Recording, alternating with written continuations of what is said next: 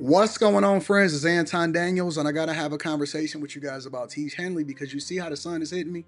This is no finesse, no makeup, no filters, no none of that. This is 100% Teach Henley. I use it in the morning as soon as I get up, right after I pray and brush my teeth, jump in the shower, and I'm hitting the streets because you never get a second chance to make a first impression. So even though they're giving you 40% off your first order, 20% off for life, even though you may get a free gift, forget all that, right? Because we would do this even if it was full price because it's worth that much. I'm in the streets, I'm kicking it with people, and I see Dusties everywhere. You don't want to be them. You want to separate yourself. And the way that you separate yourself is self care. Ladies get it for the fellas. Fellas don't wait for the ladies to get it for you. I'm about to hit the streets right now, and I'm feeling confident. I'm feeling great. I mean, I already got confidence, but to have that extra boost of confidence, knowing that you've taken care of yourself and you set yourself apart from all of the rest of the sheep that's walking around making bad decisions on a daily basis. And it's reflected in their actions. It's reflected in the products that they use. It's reflected in the people that they follow. And so if you're trying to level up, if you're trying to make sure that you look good, they're going to send you the pack. They're going to give you all of the instructions on how you're supposed to use it. Then make sure you get your Teach Henley. Again, 40% off your first order, 20% off for life. Get your free gift. Make sure you tap in with your boy Anton Daniels because Unc is never going to lead you wrong. I would never have you use a product that I don't use myself. Again, they've been rocking with me for a long time. Make sure you get your Teach Henley. I love you. I appreciate you. I'm going to holler at you guys later.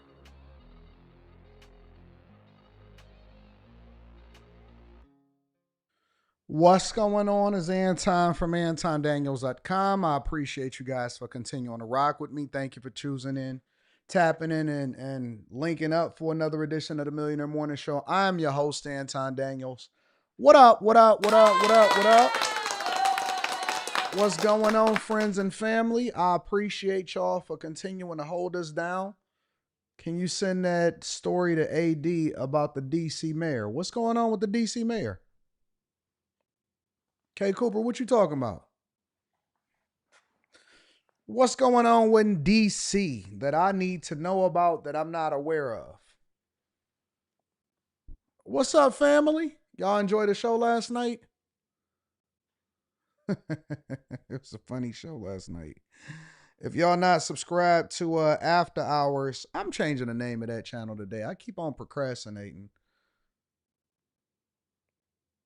Brian the filmmaker says, "How you feeling, bro? Still sick?" I didn't know that I was sick. I know that the weather was changing a little bit, but I didn't know that I was sick. So I haven't been sick at all. It seemed like the weather changed, started throwing things off a little bit, but as far as being sick, nah, I wasn't never sick. I'm good. Life is good. Life is good. Becoming a better man. Last thing was the DC mayor told the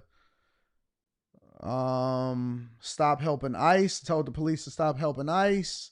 Great show last night. Just finished a rewatch. Shampoo need a show. Smoking that D'Angelo pack. D'Angelo pack. That was funny last night. Glad you're back in the studio.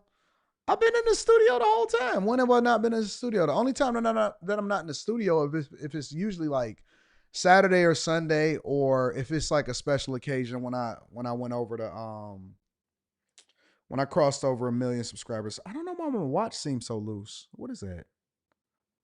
I don't know what that is. Let me make it a little tighter. What happened to singer D'Angelo? All right, so y'all gonna make me figure it out on my own. I ain't got my stand for my phone. Let's see. Singer D'Angelo.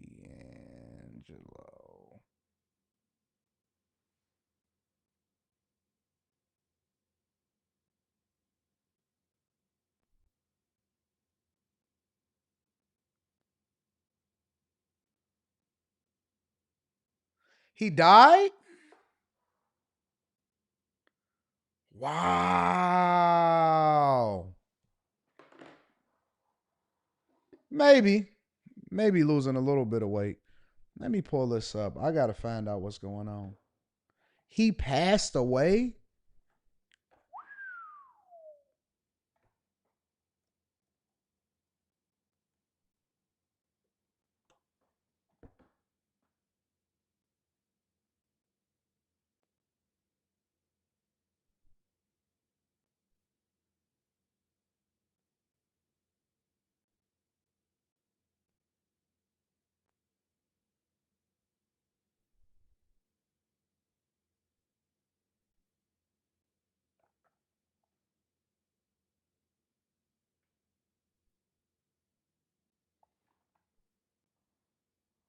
Let's pull this up real quick. Give me a second. See what's going on.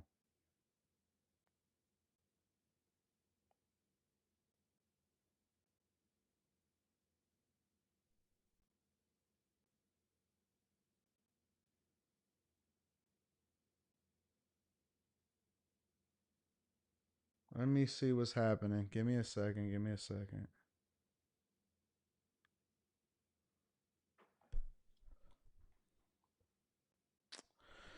So, early news, early reporting. D'Angelo, the singer D'Angelo, passes away after a private battle with pancreatic cancer. Ah, that's messed up, bro. Soul legend and brown sugar hit maker D'Angelo has died. He was only 51 years old. TMZ reported that D'Angelo, born Michael Eugene Archer, confirmed news of his death after a private battle with pancreatic cancer. DJ Premier, who collaborated with him on the 1998 track Devil's Pie, shared a post via X on October 14th, which is today, confirming the news. Such a sad loss to the passing of D'Angelo. We have so many great times. Oh, hold on, I'm sorry.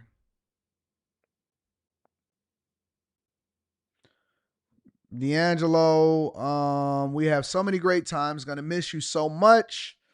Sleep peacefully.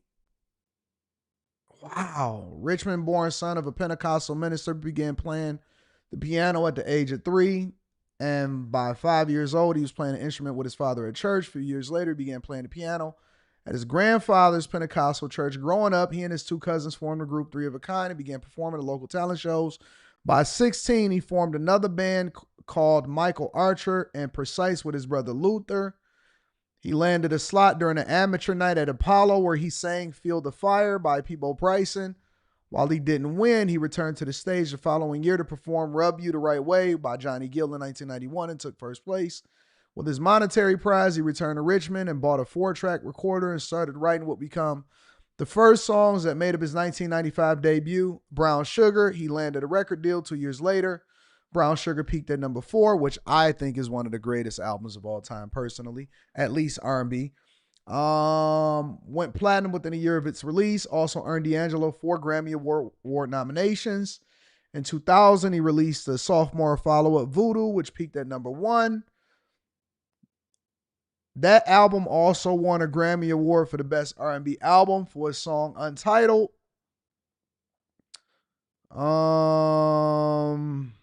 Dang, that is so sad, bro.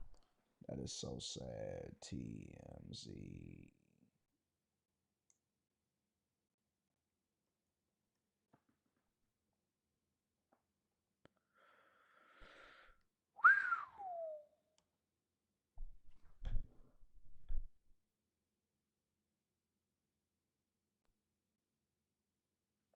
Former manager also confirmed it. Wow, that messed up. That's messed up, bro.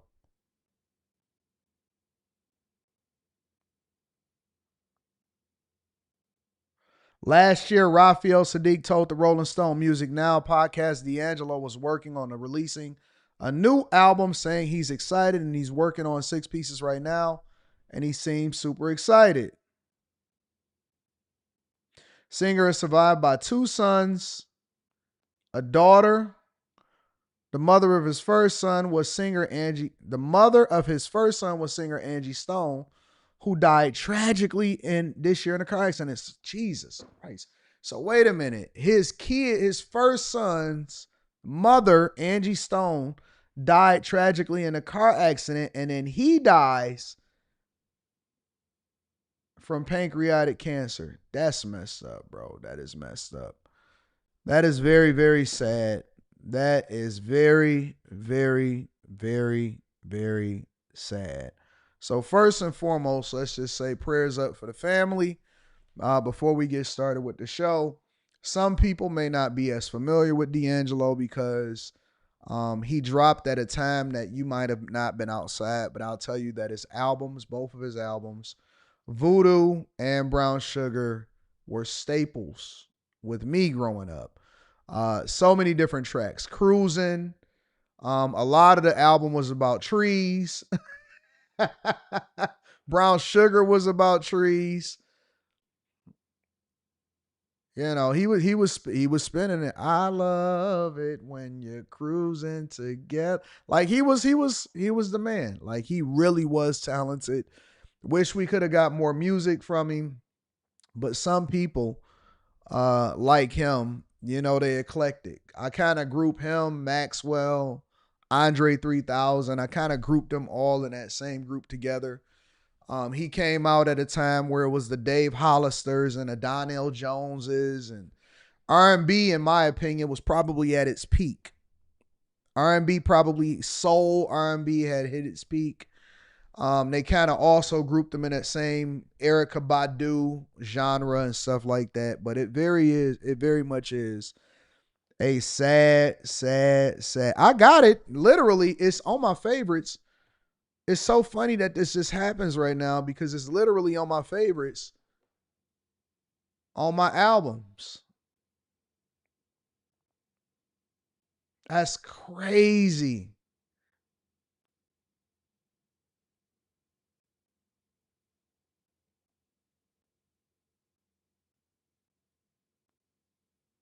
That is insane, bro. And it was a type of album where it was no skips. Literally, is no skips on this album.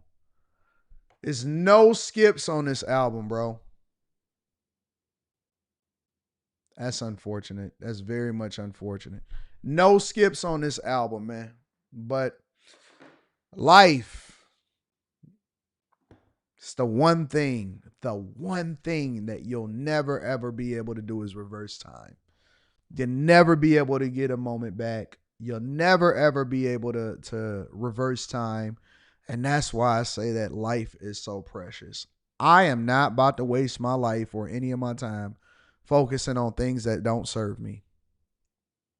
I'm not about to waste any of my life. What's up, OG Rihanna? I'm not about to waste any of my life or any of my time on anything that does not serve me. I just can't, bro. It's not worth it. It's not worth it. He died of pancreatic cancer.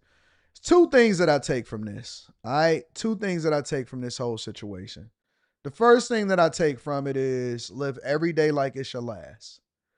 Live every single day like it's your last. He was only 51 years old.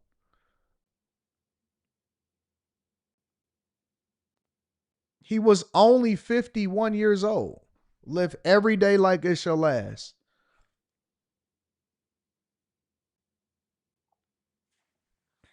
Every day. I appreciate people. I tell people that I love them. I live in the moment. I have a great time. And I'm just not going to spend my time focusing on things that don't add value or don't serve me. We got a finite amount of time on this earth. And why waste it on people that's not adding value into your life or that don't reciprocate energy or serve you? You know what I'm saying? Like it's not worth it. So that's the first thing. The second thing that we have to do, and I know that this is something that we keep hitting on. I just went to the doctor. I had my doctor come and check me out 2 weeks ago. The second thing that I want to emphasize is this. Fellas, stop waiting until after you in a very, very, very bad situation to go to the doctor. Pancreatic cancer is one of them things that I'm not really sure you can really even solve for, but we have to get early detection. We got to go to the doctor. We got to get checkups. We got to make sure that we do regular things. Because, like, I remember, I was talking about, I forgot what it was. It's whatever the checkup that you're supposed to get as a man after 40 as a black man and stuff like that, right? And people, you know, they don't want to know. They just be like, skip that. I ain't going to the doctor.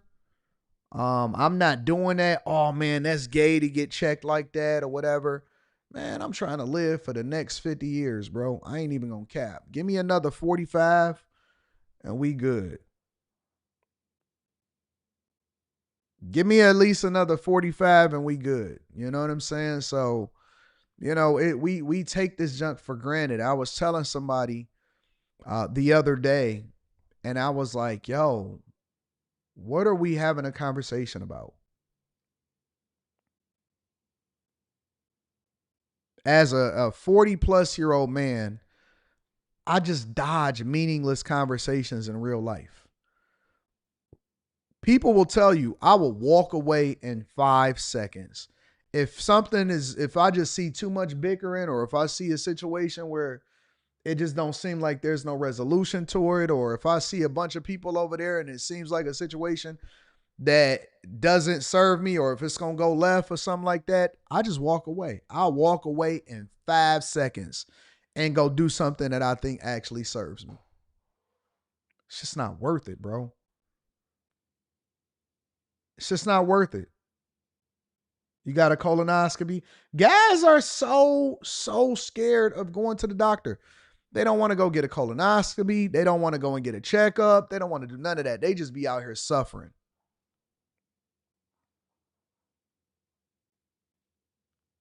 Just be out here suffering. Your husband passed from pancreatic cancer. Sheesh. Rest in peace to D'Angelo, man. That's not good, bro. I don't like it. I don't like it. Right before I went live this morning, I got a phone call that somebody's sister died because they had Crohn's, and then it developed over 10 years and all of this stuff. Somebody in the family. And so I was talking about that. And then somebody else called me with some more bad news. Hey man, no bad news bears. Hey, wipe that clean, man. Let's I don't want to hear no. I don't want to hear no. I'm tired of this bad news stuff. Somebody hit me up and was like, Anton, what do I do? This person keep on bothering me. This keep a person. Block them and change your number so that they can stop contacting you. Stop calling me with this foolishness. Block them. How long it's been? What, over a year? You still don't want to be bothered with them? Block them. Why do I have to keep on hearing about this foolishness? I don't want my life force to be based off of this same old nonsense on a regular basis. Life is too short to be dealing with people that is not going to be going in the direction that you're going in.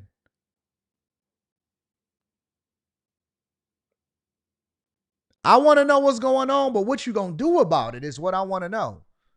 I want to know what you going to do about it.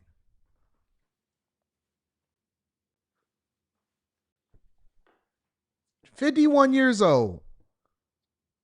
Wonder if he gave it his all. You know what I'm saying? That's the thing that I be thinking of to myself all the time. Did I give him my all? Did I leave it all on the floor? I just don't have time. No time for the foolishness. No time for the games. No time for going back and forth. I know, Chef. That's what I'm saying. But here's what I'm saying. Change the number. Change your number. Change it. I I don't mind changing my number in a heartbeat. Change the number and then give it out to the people that you supposed, like, block, change, and then keep it moving. Keep on going back and forth, calling me with this foolishness. Man, I'm getting all kind of calls this morning. I'm like, what is going on? What is happening?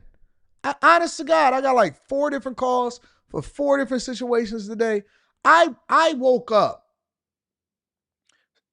I woke up this morning with phone calls. Anton, and don't get me wrong. I get it. I understand it. That's what happens when you are the leader of the family, overall of the family. People gonna call you and be like, hey, what do we do on this? Hey, what this? And it's like, okay, I get it. Yep. It's one of them times where it just seems like everything is happening all at the same time. All right, take care of that. Take care of this. Take care of that. Take care of this. I just woke up this morning. It was just a whole bunch of stuff. Whole bunch of stuff over and over and over. Over and over again. I feel you, Chef. Well, looks like it's time to go private on social media. Some of y'all ladies,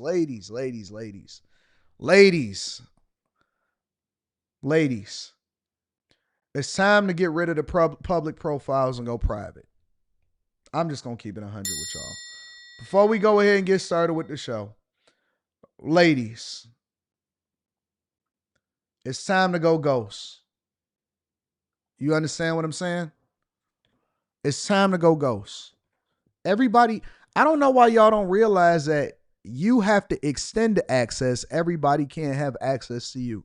And I promise you, on everything I love, that when you go private and you clean out anybody that's not supposed to have access to you, you're not going to miss nothing. I promise you, on everything I love, when you go private and you clean out anybody that's not supposed to be in your space, turn your profiles private, ladies. When you go private, you're not going to miss out on something. I know y'all want everybody to have access to y'all. I know y'all want everybody to be able to find you. No, you are supposed to extend. I don't know how y'all don't get that y'all are supposed to be precious and you're supposed to extend access. So you find the people that you want to be in your circle and then you reach out to them. And guess what? If it's supposed to be, we gonna respond. We gonna find you. We gonna find you. I spot them all the time. Hey, hold on, wait a minute. Who is that right there? Make sure you reach out to me. I'm gonna respond back.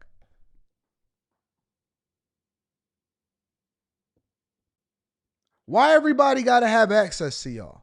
Why has everybody got access to y'all? That's what I'm honestly trying to understand. Why everybody got access to y'all? Because you want to be found. You want to be found. You want to be found. I'm very, very mindful of women that want to be found.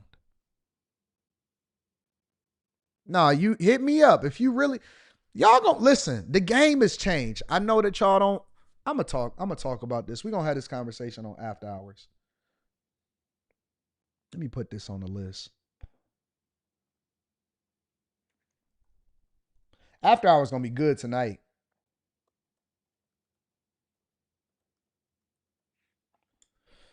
After hours gonna be good tonight. Let me tell you something. Y'all want to know one of my toxic traits? You want to know? Because you know me. I'm vlogging again. I got a new vlog that's dropping tomorrow. I've been going back to back. You want to know what my toxic traits are? I'm very possessive.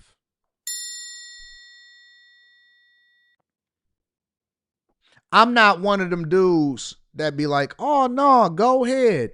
Make yourself available to everybody. I'm not. I'm the type of dude to be like, wait a minute, where you go? I instantly get an attitude when I find out that you went somewhere that I don't like. I grab my chick up in 5 seconds. Walk in, you walked in too fast without me, you getting a little too friendly. Grab her by the arm. Come on, let's go. Let me talk to you for a minute. You better train her. No, you keep expecting for her to already be up. Listen, call me what you want. I am very, very, very possessive. I am a very possessive person. And it ain't going to be visible to everybody, but I'm going to help you to you better train that hoe. If you don't train her, somebody else will. Don't you know you a representation of me? So everybody just got access to you? Okay. You like the smile in men's faces? All right, okay. Give me a second. You better train her. If you don't train her, somebody else will. You better give her some expectations.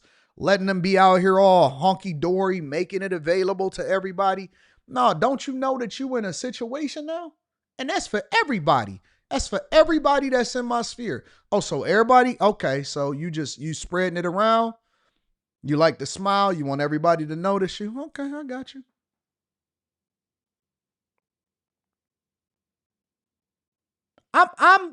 That's my toxic trait. One of many. I'm very toxic. I'm very toxic.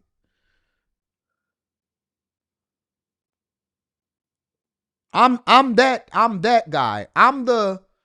Listen, you better handle it before I do. Because if I gotta handle it, it's not gonna be good.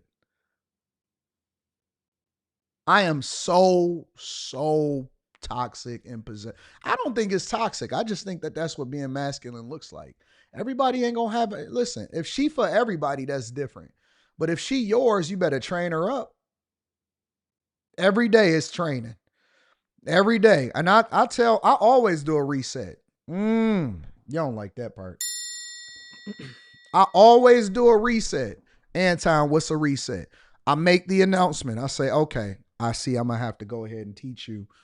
I'm gonna have to teach you reset. Teach you what it means to serve me at this point in my life. Just like that. I'm gonna have to help you to understand what it looks like now, because who I am yesteryear is completely different than I am right now. So I got new expectations. And so you know what? This is the conversation. You know what? That's my fault. It's my fault. What do you mean? That's my fault because I didn't reset the expectations, and so I can't ask more of you than I've already communicated. I haven't communicated effectively. I've been really busy, but I'm gonna retrain you.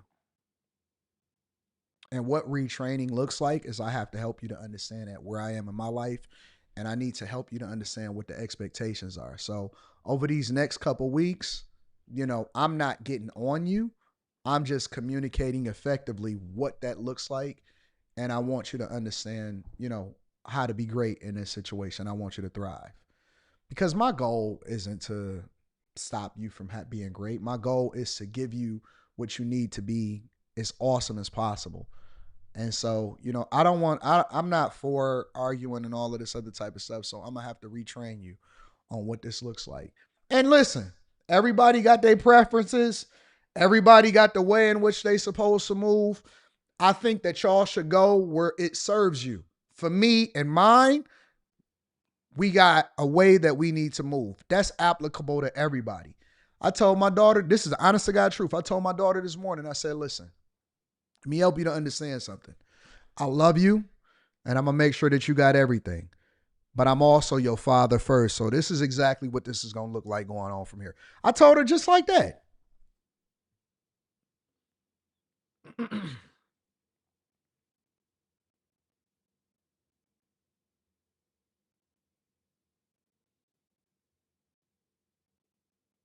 I told her just like that. Because people and women, if you let them loose for too long, then they forget where they at. They forget what their expectations are because they just enjoying life.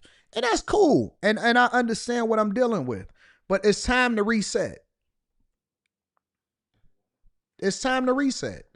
Okay, what you got going on? Okay, all right. You know what? That one, I keep hearing about it. I haven't said nothing. But that homegirl of yours, she bad news. She gonna embarrass you. And if she embarrass you, then she gonna embarrass me. So do I have to say anything else? Okay, good. No, I'm not. I am that. That is exactly what I am. Some women gonna say they want their feminism, they want their freedom. I don't give a flying F. I don't care. I don't care. If you want to be here, in which you have the freedom to leave, I'm not telling nobody that they got to stay. That's one of my rules is that I'll never ever try to convince somebody to be somewhere where they don't want to be. But if you're going to be here, then you're going to have to understand that this is the way that it goes. I love you. I give you freedom. I'm going to make sure that you have everything that you need in order to be successful. I'm very, very possessive over all of the people that's in my life. I'll pull my brother's wives to the side. Hey, listen, what you doing?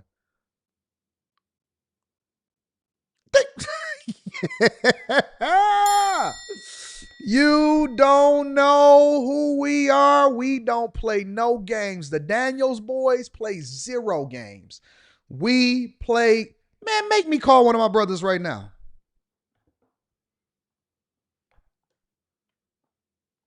call one of my brothers right now.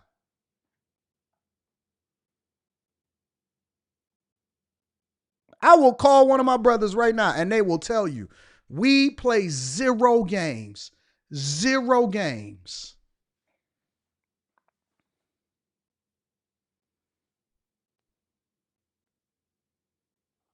No games. 0 games. This life is too short to be playing games with these people.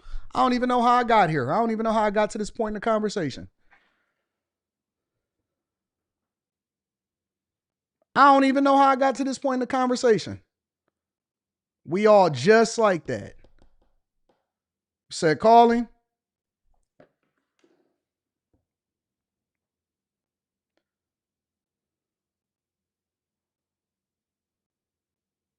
I called one you ain't never heard before.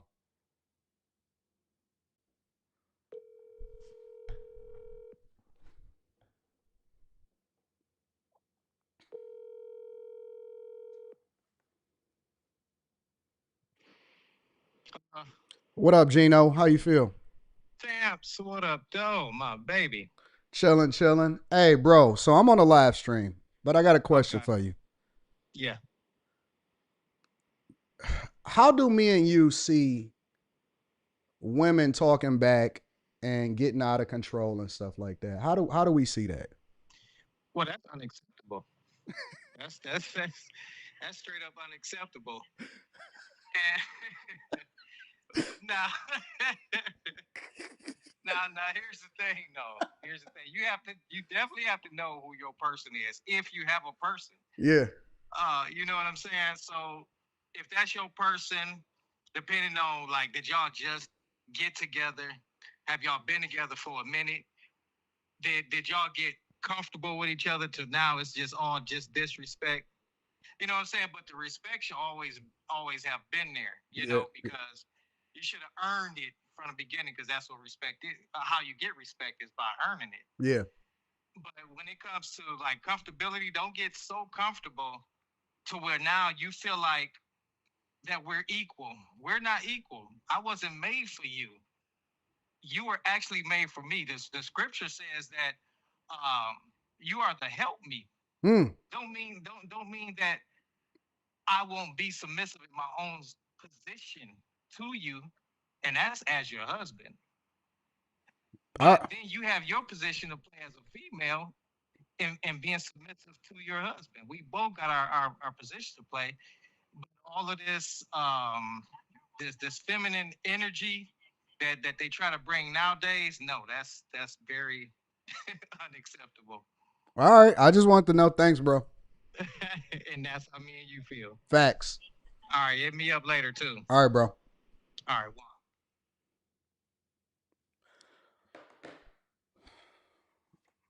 Nigga, we the same. We the same. We was raised in the same household, in the same family, with the same thoughts. And I know a lot of people think that y'all think that it's sweet over there and all of that stuff. We all the same. We all the same. We don't tolerate that foolishness. Who you talking to? All right, okay. I hear you. I hear you. They breeding them different nowadays. They talking back with you in real life, arguing, going back and forth, sitting there negotiating. Nah. We live by the word. And the words, anyways. Make sure y'all hit a like for the algorithm, subscribe to the channel, and turn on your notifications. Let me go ahead and read some of these super chats and cash apps, and let's go ahead and get started with the show, y'all.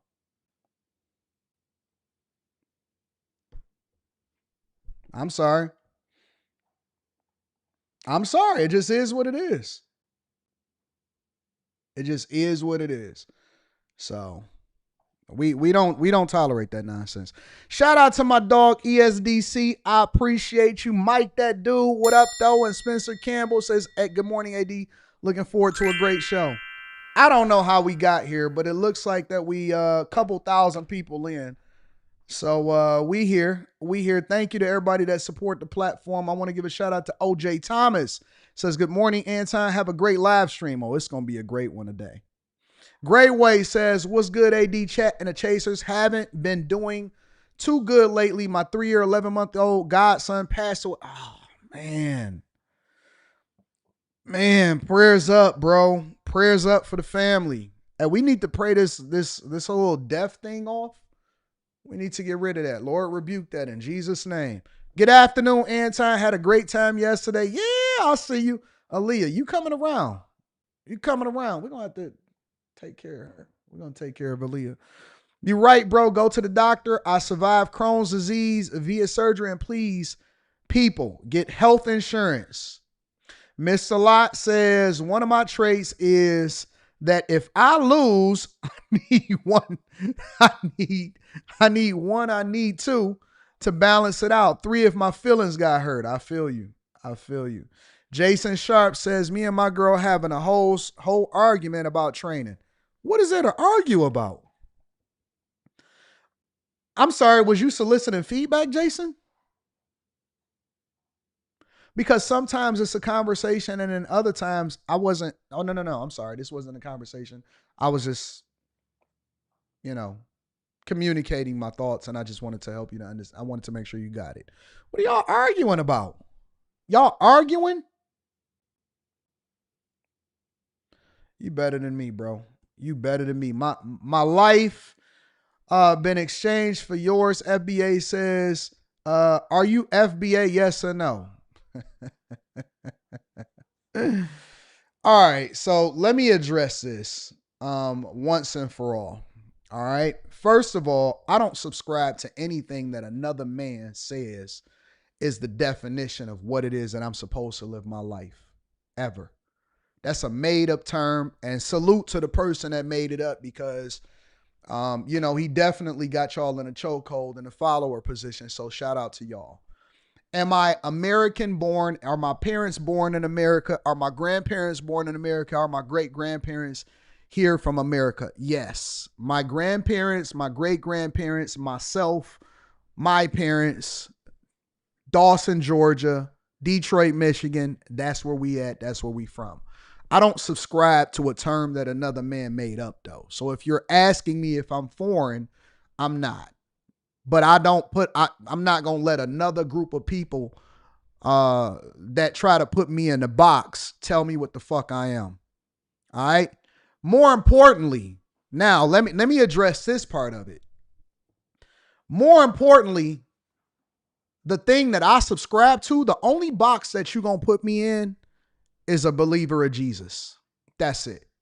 I'm a saint. So while y'all box yourselves in based off of whether or not you born in America or your parents was born in America or your great grandparents was born in America or whether or not they born, God bless y'all. I believe in American values and I believe in Jesus. That's the only box that you're going to put me in. So daycares, all of y'all, just churches, give me a little bit of grace right now. Anybody trying to put me in the box, fuck you. I don't give a fuck about none of y'all. I don't care if you black. I don't care if you're white. I don't care if you're Republican. I don't care if you're liberal. I don't care how you identify. For all of y'all that keep on trying to dictate whether or not somebody is going to speak to things based off of what it is that you can't control, suck my dick. I don't care about you niggas. I don't. Even though I am born right here in the United States of America and my parents are, my great-grandparents are, my great-great-grandparents are, I still don't fuck with y'all because y'all racist. You're a racist, evil, ugly group of people that don't like other people, that don't look like you, and you don't like people that do look like you. I don't care about none of you niggas. You niggas don't make me. You don't break me. Y'all ain't never been for nobody. Fuck y'all. I'm going to re-emphasize this maybe once a year. Does that make you feel good? Yes. Right here in the United States of America. And I still don't fuck with y'all.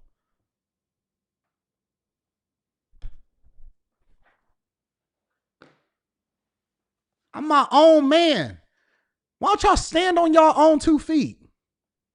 Y'all always want to be a part of a group. You niggas ain't got no mind of your own. You need a leader. You need somebody to guide you. You need somebody to direct you. Want somebody to tell you how to also bust down your girl too? You ain't got no balls of your own. You can't stand on your own 2 feet. You need somebody to give you direction, huh, little poo-poo? You need somebody to give you some little direction, little poo-poo? You just ain't got no balls. How dare you niggas ask me a question like that? Suck my dick. Backwards.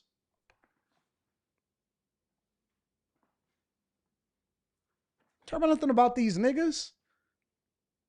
Ain't got no balls. Are you FBA or not? Are you gay or not?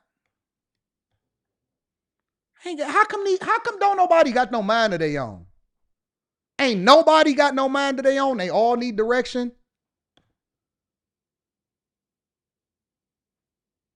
Because I'm going to just tell you, you could be born right here in the United States of America and you can still be a demon. You can still be a demon. We still don't get along. We still don't align.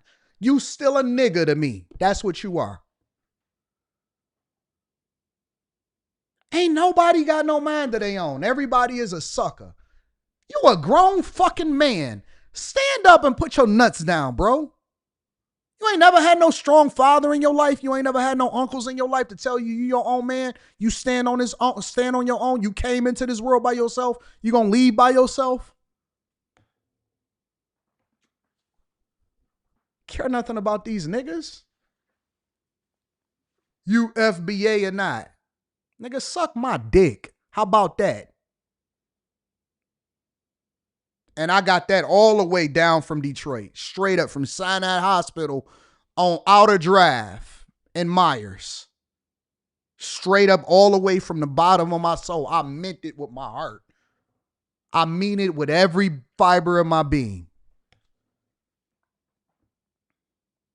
Y'all gonna let these people tell y'all what to do?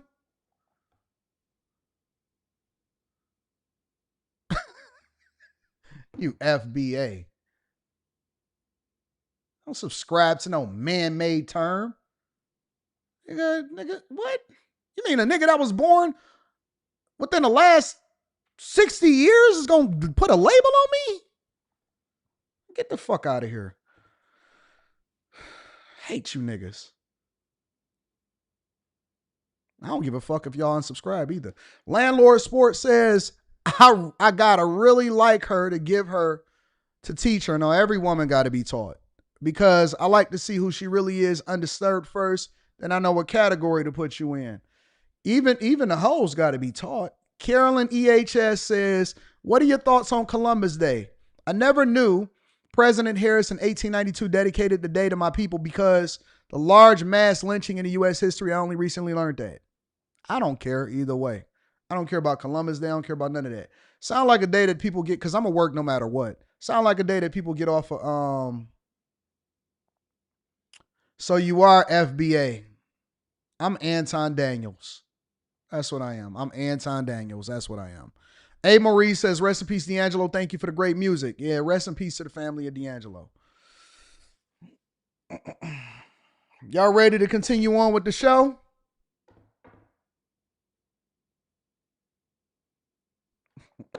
Let me go get my let's get a reset. Let's get a reset.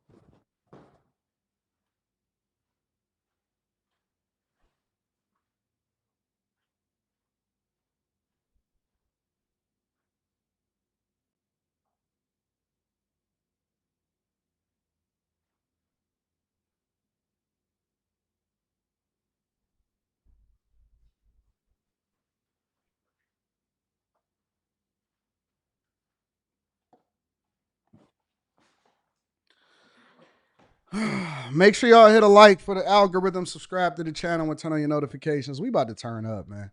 Y'all ready to have a good show?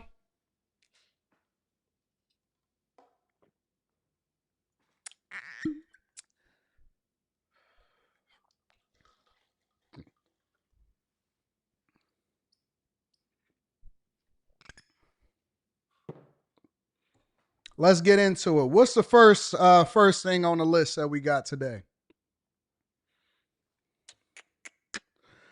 Oh, we want to go over Stephen A. Smith. Stephen A. Smith. Stephen A. Smith. It's 12 o'clock somewhere, right? Let's get into Stephen A. Smith. So Stephen A. Smith has been under fire for his comments that he's made about Jasmine Crockett and Serena Williams and all of that stuff. So let's go ahead and get into his response. Apparently, he responded to what was going on. And we're going to go ahead and get it popping. So make sure you guys hit a like for the this is a show. Listen, we do what we want to do over here. We do what we want to do over here. So we got our Henny.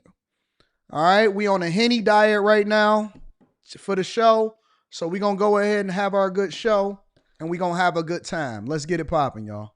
Straight to come on the talking a whole lot of stuff about me because they did not like what I had to say about Representative Jasmine Crockett. She is a Democrat out of Texas, Texas's 30th congressional district.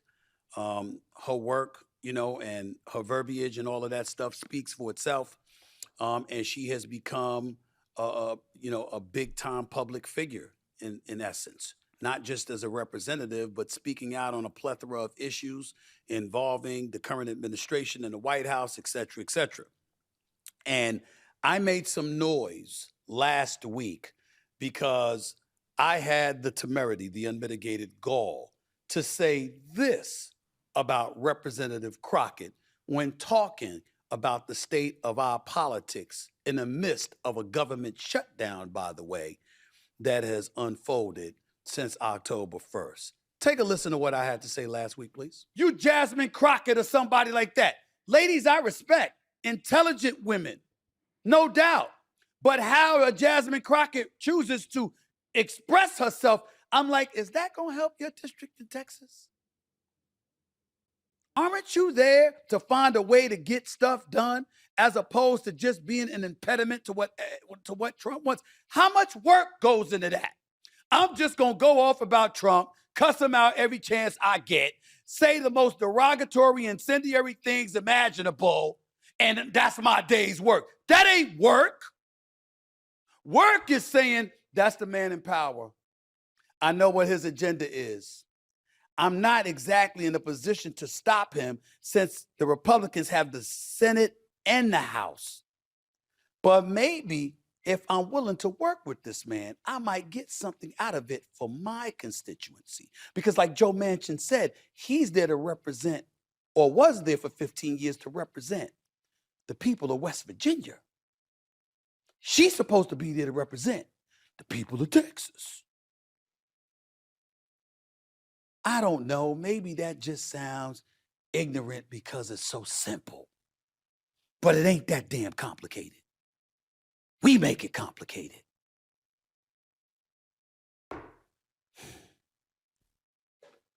Damn, it's frustrating. It really can be. And all the verbiage and all the nonsense that I've heard.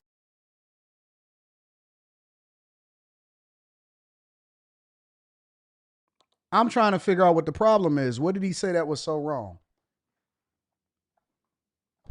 What did he say that was so wrong? All he said was they need to be more accountable and they need to be more responsible instead of just spending all of their time going back and forth and trying to throw Trump under the bus and having all of these negative dispositions. They actually should probably work across the aisle because it would suit them better instead of being used as a mouthpiece and being showcased and being ghetto. What did he say that was off? What did Stephen A say that was off? What did he say that was wrong? What did he say that was so mean and uneducated and not informed and that was so incendiary? What did he say that was off? Honestly, I'm genuinely curious. Can somebody give me some insight on what he said that was wrong? And she is ghetto. She ghetto as hell. She got the butterfly eyelashes on. She always got a weave on. We don't even know what her real hair looks like. She not married.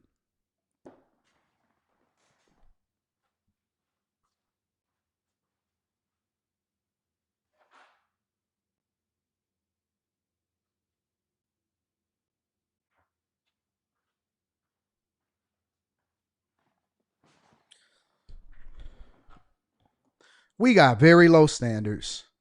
We got very, very low standards. We got very low standards. Did y'all know that it used to be a thing where you had to have or be the thing that you wanted to represent? And I mean, let's just keep it 100. Like, we gonna really keep it 100 today. This is the 100 show. It used to be a thing. You're not even able to run for certain offices unless you are reflective or representative of what most people aspire to be. You used to have to be married. You used to have to actually have the results. How do we qualify people now? Because it's easy to say that I have a degree. It's easy to say that I have this level of work experience for other people. But how do we know that people truly represent our best interests? She's hood as hell, bro. She's an intelligent hood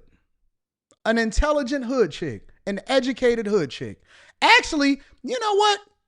I take that back. She's actually 10 times worse. Why is she 10 times worse? Because she pretending to be hood and she not even really that.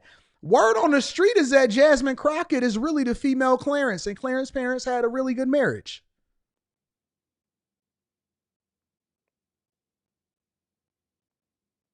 My brother's name is Gene, Gene.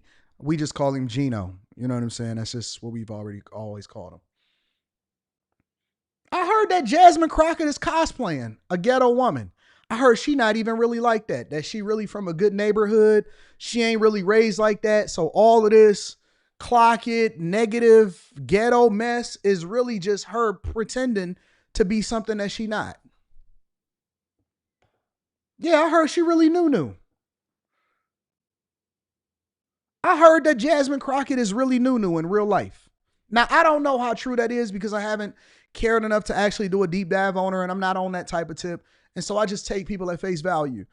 But how you gonna be ghetto, but you really not even cut from that cloth? So she 10 times worse. That means you're not even really authentic, and you playing. They playing. Black people, Jasmine Crockett is playing in y'all faces. She playing in y'all faces. She's playing in your faces. And that's embarrassing. That is embarrassing because we hated them type of women. We called them slummers. Them type of chicks was slumming. Oh, you hanging out here in the hood with us? You ain't even supposed to be here. You supposed to be hanging out with Clarence. That's the more embarrassing part. Like, we would be even more like understanding if you was really cut from that cloth, but you really not even of that. You're not even of that ilk. Heard over the last few days is why it can get exhausting. Because nothing frustrates me more than when people have the truth at their disposal and they choose, maybe not lie, maybe not even embellish, but allow their emotions to usurp facts, and all of a sudden want to use that as an excuse to label me as being something and doing something I'm neither not nor have I done, which in this case is disrespecting Representative Crockett out of Texas, who, by the way, has had an invite to this show for weeks, by the way. Governors Josh Shapiro and Spencer Cox came on this show. Senator Lindsey Graham came on this show. Jasmine Crockett is not what y'all think that she is. She cosplaying. She fake. That's why they only pull up to MSNBC. That's why they only go on those type of programs. They will never, ever go into a place where somebody will press them or ask them a hard question or any of that type of stuff. They playing games in y'all face, man. They not good. They not as they getting the alley-oop. They only want to go where Chris Paul is. They only want to go to Lob City so they can try to dunk it and sound more intelligent than they really are. You'll never see any of these. That's the one thing that I got smoked for when it comes to Democrats. How come y'all don't never go no place where somebody can ask y'all some real questions, where they can ask you really where you really from, where they can ask you some real stuff? How come y'all life is not as transparent as y'all require for other people's lives to be? I respect Stephen A. Smith so much, not because I agree with everything that he says. I agree with a lot of what he says, and then I disagree with a lot of what he says. I think Stephen A. is in a difficult space. I think he's stuck between a rock and a hard place, and he's trying to figure out his space in this political sphere that he's trying to expand his platform beyond sports because he wants to be marketable to a greater audience. Stephen A. Smith, he wants to announce that he's Republican, but he doesn't want to abandon the blackity blacks, and so he's playing both sides right now. But I respect him because he's extending his platform to people of all on both sides, to both Republican and Democrats. And we know for a fact that Jasmine Crockett will never pull up to any place that does not make her feel comfortable. Joe Manchin, now retired, came on this show. Bill O'Reilly, Bill Maher came on this show. Okay? And more coming. And she has an invite. And AOC has an invite. Hakeem Jeffries, Democratic House Leader, he just was on this show. I've invited Jasmine Crockett. I have nothing but respect for her. I just disagree on what she's making headlines for because I think it's counterproductive to the ultimate goal. Now, Stephen A., you know, if you keep trying to explain to people a logical stance, if they are against you, it's nothing that you're going to say. Look, and it don't even matter if you black or white. I seen people yesterday on TikTok via the videos that y'all were sending me, and they were still going at Trump for not getting the hostages released sooner. They were still going at Trump for not getting the hostages released sooner.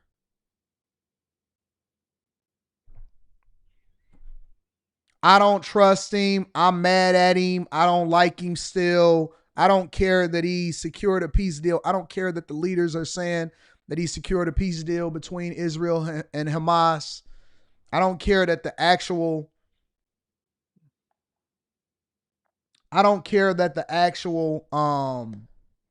hostages gotten released and all of that stuff. They still gonna hate. Stephen A. is fighting a battle that doesn't need to be fought. What y'all gonna have to start doing is just saying what you said and stop explaining why you said it. Just say it, and it just is what it is. And you let the people that are intelligent enough to be able to sift through the BS have a conversation about whether or not they agree with you or disagree with you. Take a position and leave it at that. For whatever reason, y'all think that Steven Jackson gonna start liking Stephen A. Smith?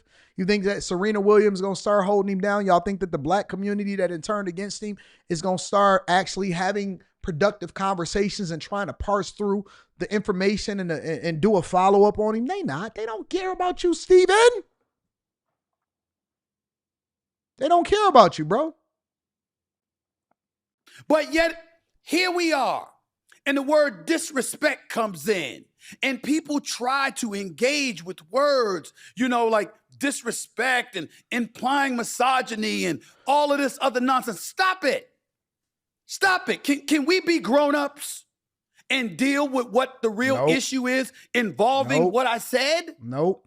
Willie D. Roland Martin. Now, I will say this about Willie D. Because I can call Willie D right now. I got his phone number. He actually hit me up and we chopped it up in real life. Actually, it's so funny because me and Willie D has come to the conclusion that we won't go at each other publicly. And if we have any disagreement with each other, we will actually have a conversation offline. Willie D says Stephen A. Smith is taking shots at Jasmine Crockett ain't just messy as weak. Dude is sitting on one of the biggest mics in America. Instead of using it to uplift, he's tearing down a black woman who's out here putting in real work. That ain't critique, that's betrayal. Jasmine Crockett ain't the problem. She's the kind of woman who walks into rooms full of snakes and makes the snakes flinch. Meanwhile, Stephen's showing us what happens when the paycheck gets louder than the principal that sucker shit straight up. I actually am cool with Willie D, so I don't have anything negative to say about what he said because this is his opinion.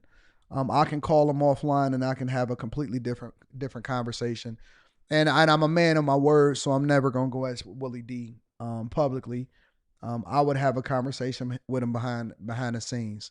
But there are a lot of people that don't like or has a difference of opinion when it comes to Stephen A. Smith because they don't like his takes when it comes to certain people.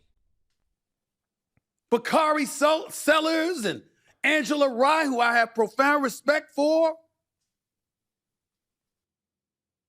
I mean, the list goes on and on with all of these people. I don't have their names in front of me to my producer that text. Y'all be surprised how small this world is and how small the game is once you start getting to a certain space.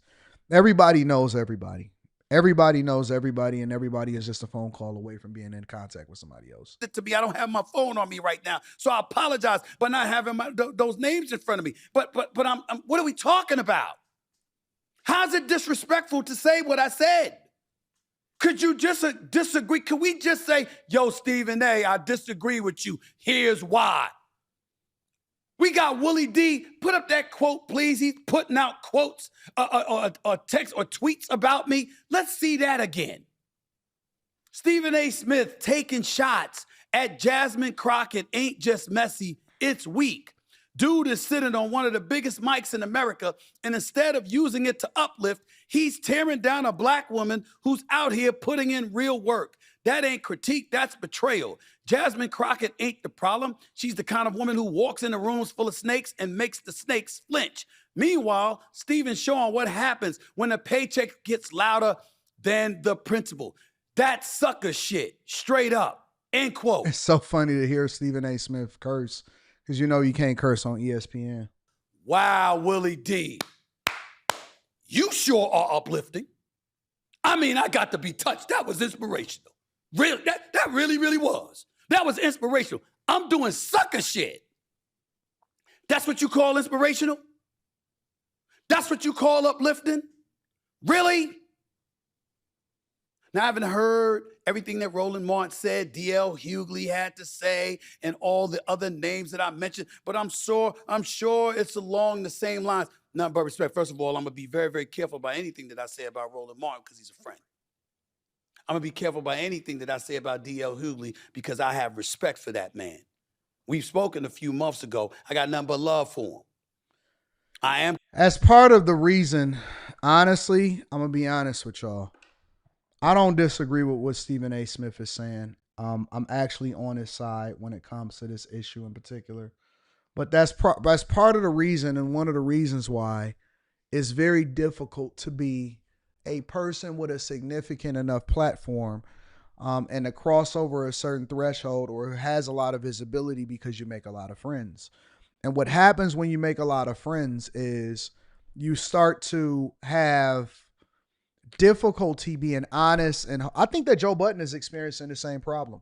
Joe Budden is experiencing a problem where it seems like he can't be as honest and transparent about his thoughts on certain issues or certain people or albums or people in the industry because he has alliances or he knows them in real life and stuff like that. And that's why I don't really want to be friends with a lot of people because then it would prohibit me from actually giving you my authentic thoughts because I know them in real life. Stephen A. already has too many people that he's cool with, that he probably disagrees with, that he can't say that publicly. And that's a problem that comes along with being visible and making friends in the industry. When y'all get to a certain level, because there's people that's watching this show right now that is going to be way more successful than me. They're going to have more subscribers than me. They're going to have more, all of that type of stuff. When you get to a certain level, let me warn you. A lot of you are going to want to be in the industry. You're going to want to rub shoulders and elbows with people and all of that stuff. And let me tell you something. It's going to be difficult for you going forward because you're going to have to start having conversations about whether or not you agree or disagree, because the blinders is going to come off of who you actually think is dope based off of the fact that they are a celebrity or they have a lot of visibility.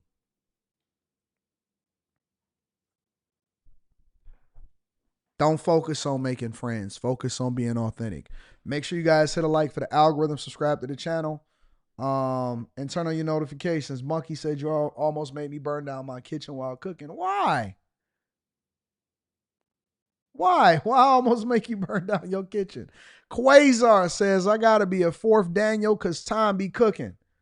We are what we are, man. Mr. Too Fresh says, hey, AD, are you going to talk about the Hebrew Israelites pulling up to 2819 church? It was hundreds out there. Did you send it? Did y'all send it to me? I'll talk about it if you send it to me and if it's something of value and relevancy. My life has been exchanged for yours, says, rest in peace, D'Angelo. I love his music. And why you talking like that? Wow. I'm sorry. It wasn't directed towards you. My life has been exchanged for yours. It wasn't directed towards you. It's generational trauma. It's internet trauma of people continuously trying to ask me what my lineage is and put me in a box. Don't worry about it. I'm sorry, my friend. We cool, big dog. Jason Green says, good morning, AD. First off, nope. In the click you claim, West Side, when we ride, come equipped with game. You claim to be a player, but up your wife. We roll with bad boy. We roll on bad boys, nigga, for life. I'm sorry. Good morning, AD. First off, what is FBA? My Brave browser is not set for urban. FBA, I believe, stands for Foundational Black American. It's for people whose ancestors are supposedly descendants of slaves.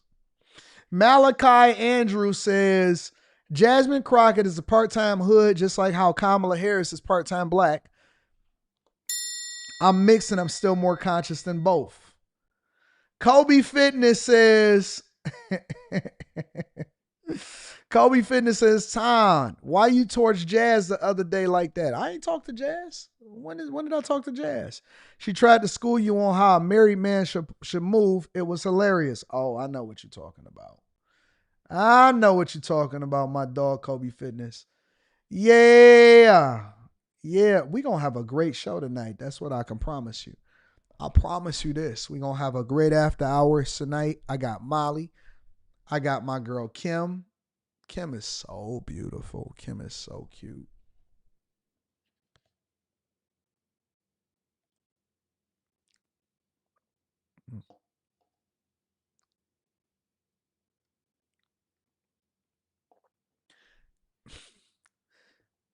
Molly is gorgeous.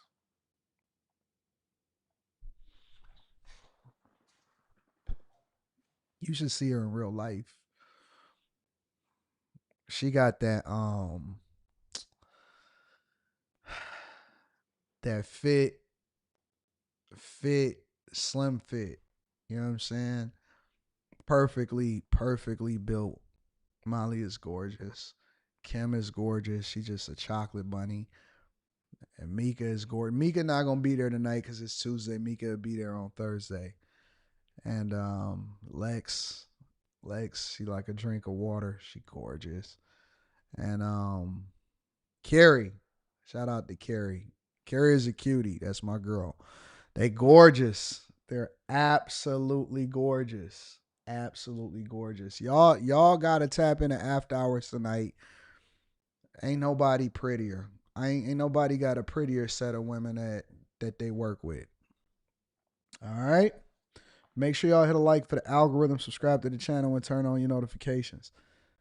Cynthia Haynes says, Sir AD, on the Million Marvelous Love and keep on keeping it 100 real and raw. FBAs is watching you.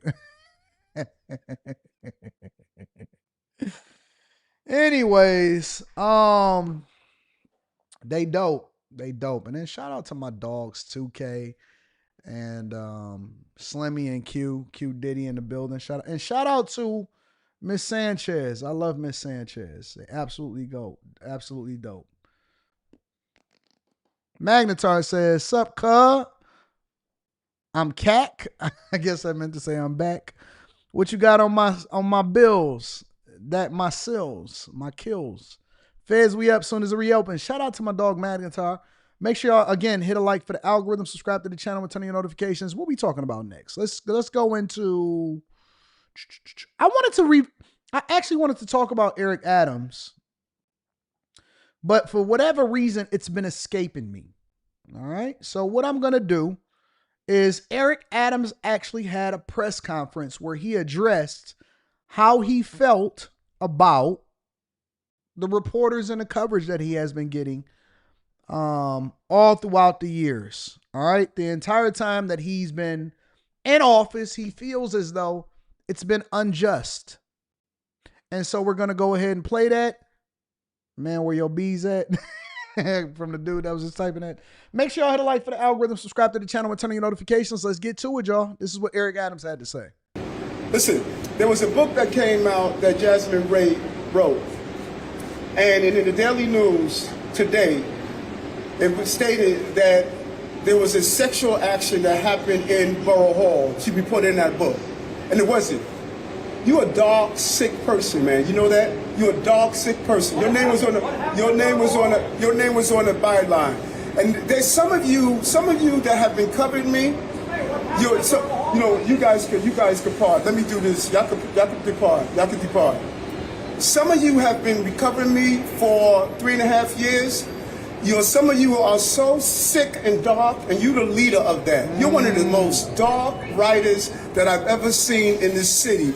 And your personal sick vendetta and the sickness of how you think of over-sexualizing a black man, that in the book is stated that there was a sexual action in Borough Hall. That was never in the book. But that's typical of the sickness and the darkness of your sick mind. You're one of the sickest reporters I know.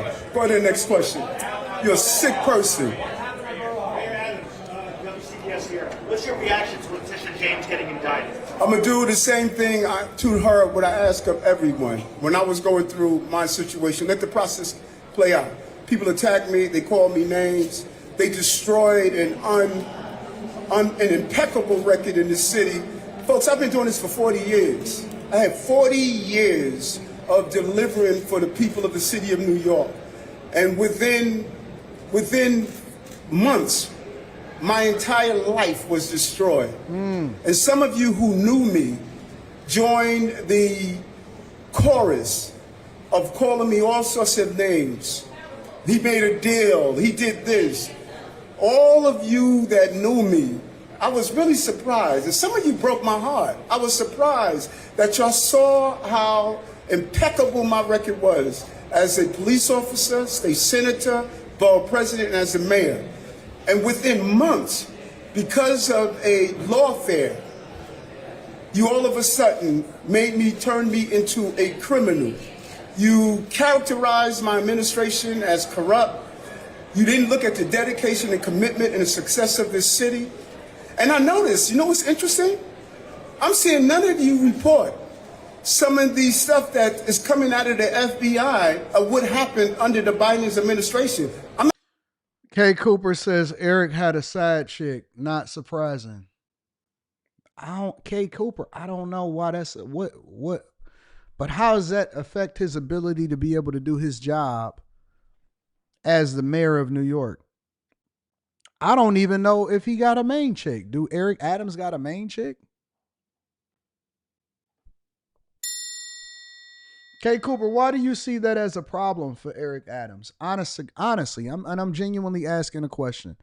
Like, why do y'all see that as a problem that he had a little bit of side, that he had a side? So Eric Adams got boxolitis. What's the problem? Eric Adams got boxolitis.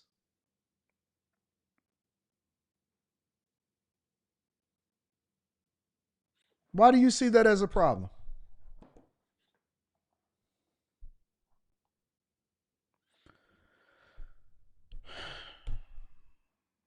That's between him and his chick, though. Honestly, I don't, that's between him and his hoes. I don't really care as long as you do your job. Now, if you letting your side chicks interfere with what you supposed to be doing on a daily basis, we got a bigger problem on our hands. But honestly, that's between him and his chicks. I don't really care about that. I don't see that as a problem. I'm not seeing you report that. I'm not seeing you report some of the hidden records and the hidden files. I'm not seeing that anymore. But what you did in those months, to me, I'll never forget that. It was wrong. I did not deserve that. And as a mayor and as a public safe servant, I committed myself to the city, and I'm going to. Oh, you said he's not married? So then really, why do we care if he's not married? I ain't never seen him with no chick publicly like that. Like, I ain't never seen him go to any situation, any event. I ain't never seen him go to the governor's ball or whatever it is that they got going on over there in New York. I ain't never seen him flaunting no chick anyway, so I don't really think it's a problem. Continue to commit myself to the city in the process. What's up, Kelly? Hi, Mr. Mayor. What's going on, Kelly? I'm good. I wanted to ask you to follow up. Speaking of your indictment, you talked about the Justice Department weaponizing that indictment, going after black politicians. I mean, this is another black politician being indicted here in the city. What's your response to that? Do you feel they weaponized me? Of course, you can answer. You asked me about others, but I remember how you covered me. You didn't feel they weaponized me. I was indicted for calling the fire department to do a building inspection, and many of you who covered me during that time were salivating at the thought that Eric will go to jail for 33 years. So don't start asking me about what do I think about what's going on now. I want to know what did y'all think about when my life was destroyed in this city. And I wish I had a mic so I can drop it right now. Yo, if more politicians spoke like this, we'd have greater respect for them. Eric Adams should have been talking like this the entire time that he was in office. Just keeping it 100.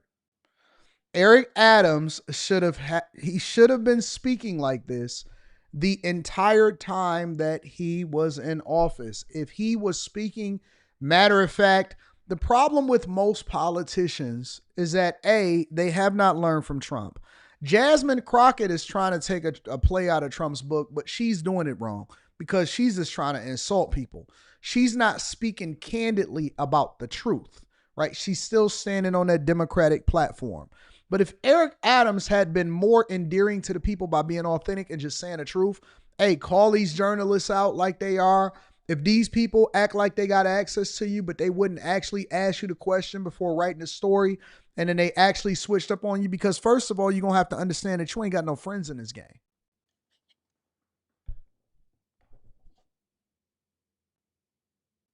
You don't have any friends in this game, Playboy.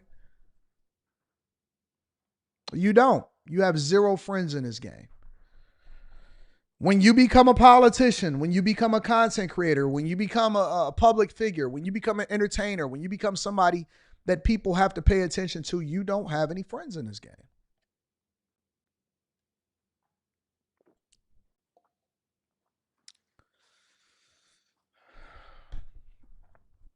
So Eric Adams' first mistake was assuming that these people actually had his back, and he should have known better. You've been around for too long, and you've been a politician for too long.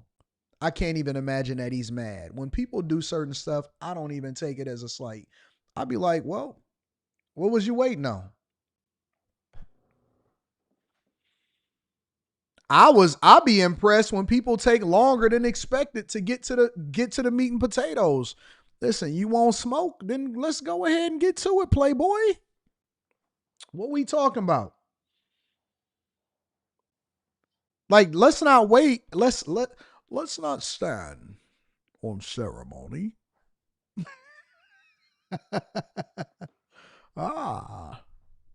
You fight like a younger man.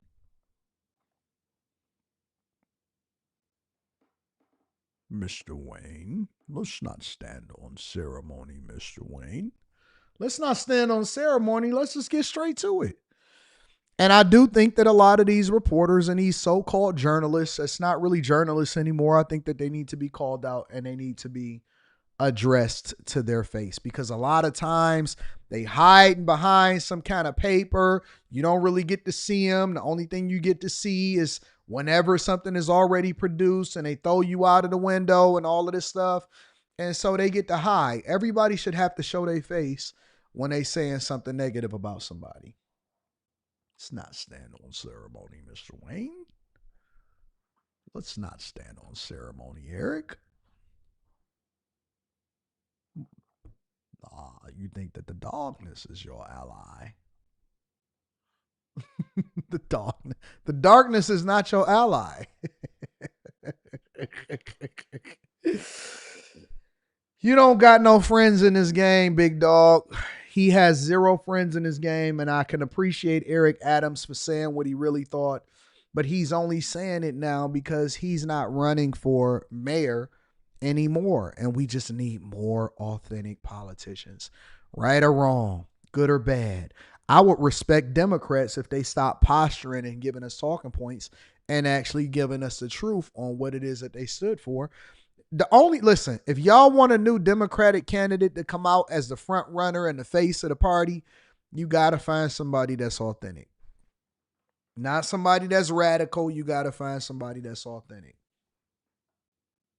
Millie adopted the dog.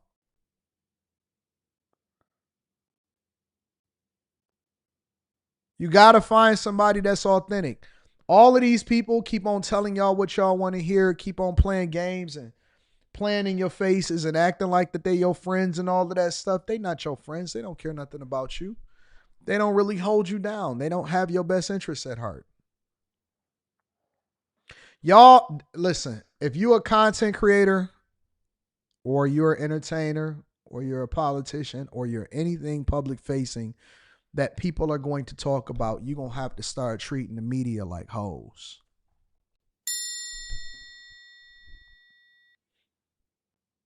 And what do hoes do?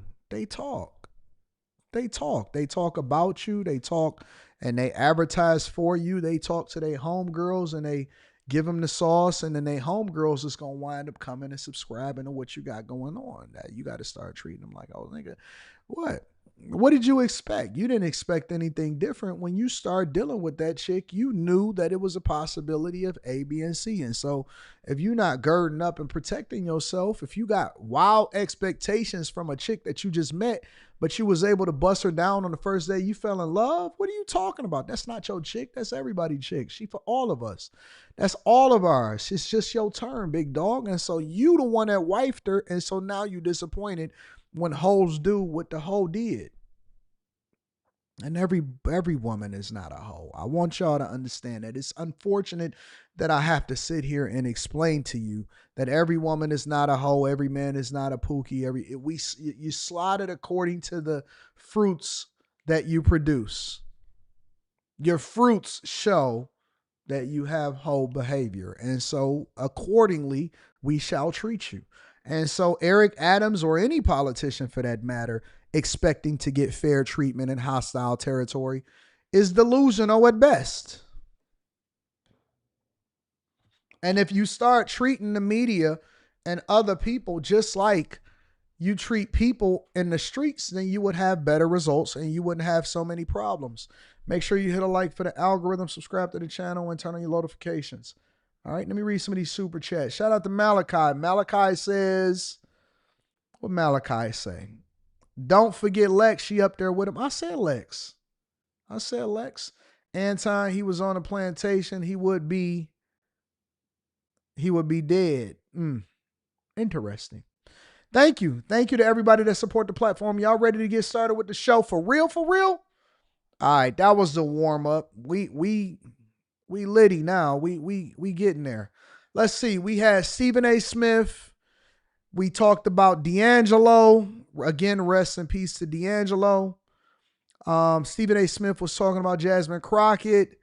We talked about Eric Adams. Finally got that story out of the way. I want to mix it up a little bit. Before we get back into Portland, I know Portland got their naked runs and stuff like that. San Francisco, parents found dead, jailers, family members, Houston, serial puncher. All right, let's mix it up a little bit. Let's go over to Chi-Town. But we going to give Mayor Johnson a reprieve today. You know what I'm saying? We not going to throw him under the bus too much. We just going to give him a little bit of a reprieve. Let's go over to Chicago, all right? Over in Chicago, remember that I was telling, actually, Chicago has had multiple serial punchers. Multiple serial punchers over in Chicago, all right? A couple of different guys have already been arrested, and now we got a third. Unfortunately for us, black people, not black culture, unfortunately for us black people, the serial puncher is a person that has been arrested multiple times, and he just so happens to be a black person.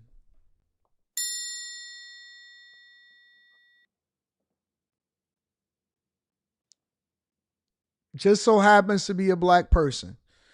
And this is who he is. He's now been arrested and charged with 6 felonies, held in custody. Of randomly and violently attacking women, punching them with no warning. Today we're learning disturbing new information about the alleged serial puncher and his criminal past. CBS News Chicago investigator Tara Molina joins us live now. Tara, you're asking why more wasn't done to prevent these attacks. That's exactly what we're asking the Cook County State's Attorney's Office and the Chicago Police Department, Joe and Erica. This man was actually in court today facing.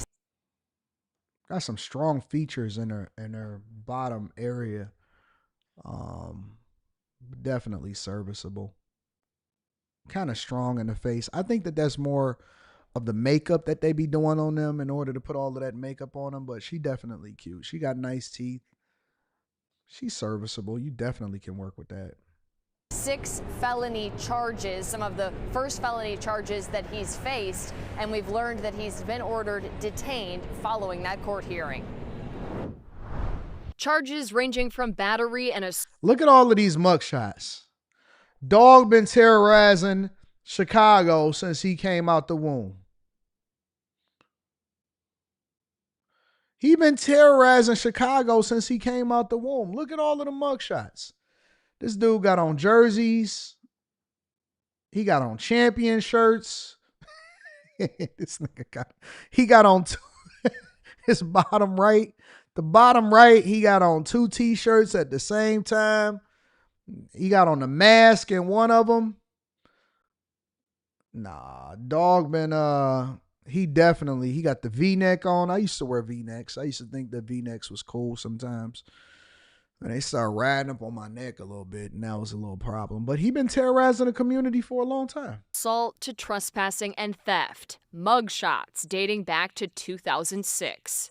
Take a look at your screen and you'll see the lengthy criminal charging history of 37-year-old Derek Rucker. In court today, facing 5 felony charges for aggravated batteries against women and a police officer. Rucker was arrested Thursday on State Street after police say he struck a 44-year-old woman in the face. The scenes on your screen, the other incidents police say Rucker is behind the past few weeks. Police say he assaulted a Chicago police officer, punched a woman in the face with a closed fist, knocking her to the ground, spit on a woman, and punched a woman in the back of the head on a CTA platform. Video posted on TikTok and obtained by the Chicago Tribune shows police arresting Rucker, the man in the blue, in that incident the end of last month. This person shouldn't be on the street. Why? CBS News Chicago legal analyst Irv Miller pointing to a misdemeanor from November of last year. A misdemeanor he says should have been charged as a felony. They knew at that time they did at least 30 arrests. The police report from that case detailing Rucker spitting on the police officer arresting him after he assaulted a 62-year-old man with a belt and stick, cutting his head. Christ. Police said at the time they charged him with a misdemeanor because they couldn't reach his victim. When I asked Chicago police about that today, they reiterated they couldn't reach the victim, but... The problem with that is he was arrested at about 1 o'clock in the afternoon, and they approved the misdemeanor charge at 6 o'clock at night, and that's not really a lot of time to look for somebody. Bro, listen, I know we talking about One Punch Man right here, but let me tell you something.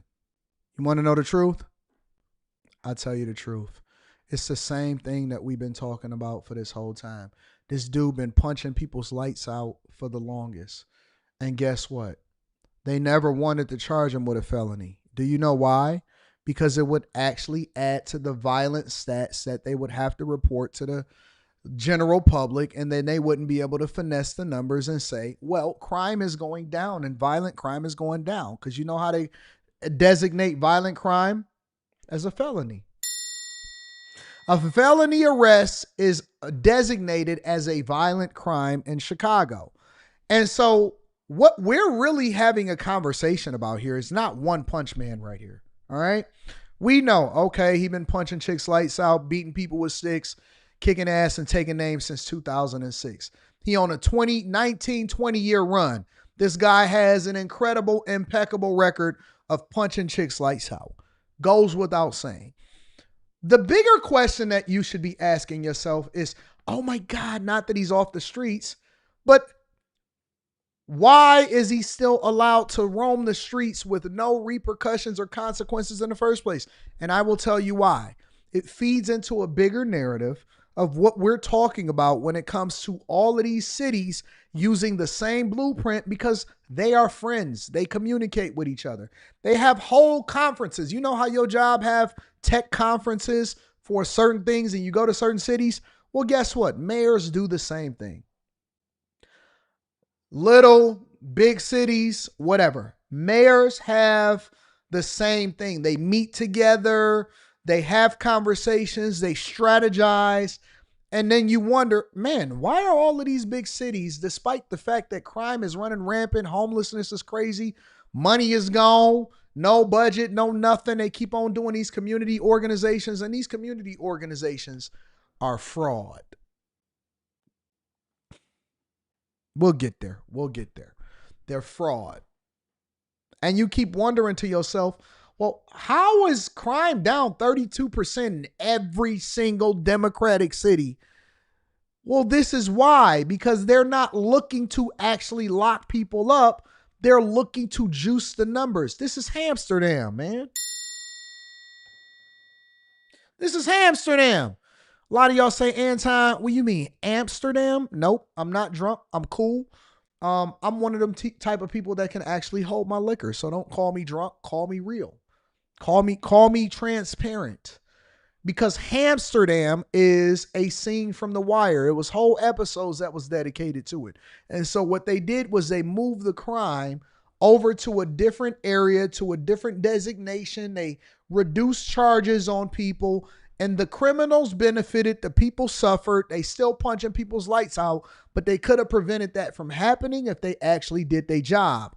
But they didn't want to be held accountable. They wanted to say that crime is down across the board, and so they reducing punches in the face and beat downs, and they got the camera. They say that they can't contact the original victim. I wonder if you really even wanted to contact them in the first place.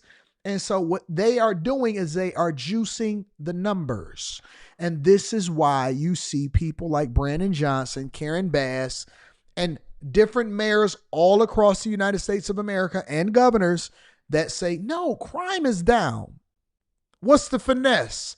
Ask for more money for these community organizations that's controlled through the police department. So if you a thug or a reformed thug, all you got to do is get in good with the people that are in office or the people that are in power, or all you got to do is start an organization and say that I'm a nonprofit and I'm a former criminal or I'm a former dude that has been arrested with a felony, but I got connections to the streets. And so I'm going to go out here because I am the person that can negotiate with the gangs and the criminals and tell them to put the guns down, put your flags up, put the guns down, put your flags up. And so they get a little bit of the cut. They get a little bit of the cut. Make sure you hire my auntie over here. Make sure my mama get a job. Make sure she's in an administrative role. Hey, don't let it come back and trace back to it. Make sure you give a little bit of a kickback. Listen, we for the streets. Start an Instagram page. Start a TikTok. Start a YouTube. Make sure that you try to promote yourself as a person that is strong for the community. Get a few black women to endorse you. Take Umar Johnson's blueprint. Hey, peace and Pan-Africanism, peace and Pan-Africanism. And guess what? You got you a whole nother way in which you can launder money and then continue to give money over to these organizations. And that is their definition of defunding the police. That is their definition of defunding the police. And it's happening all across the United States of America. In every city, every single urban major city, they all have the same blueprint. Go and check it. Do your research. I know y'all don't want to do y'all research because y'all want me to do it for you. Do your research. Los Angeles, Chicago, Memphis, Houston, New York, Detroit, Indianapolis, it's Cleveland. There are community organizations that are getting money from the city and the federal government and the state, and they taking pictures, and that is the way that they've actually defunded the police. Why do you think that they keep asking the police departments to cut their budget? Over in Chicago, they said, listen, we want you to cut the police department budget, even though we know you down multiple officers, thousands of officers. We want you to cut the budget. The gangs are now the ones that are becoming the ones that are getting money from the taxpayers. We're paying the gangs. We paying the thugs now.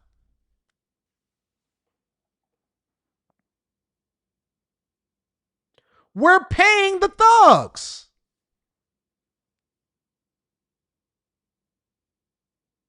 Anton, you messing up the money. Fuck them. Fuck them. I don't care, dog.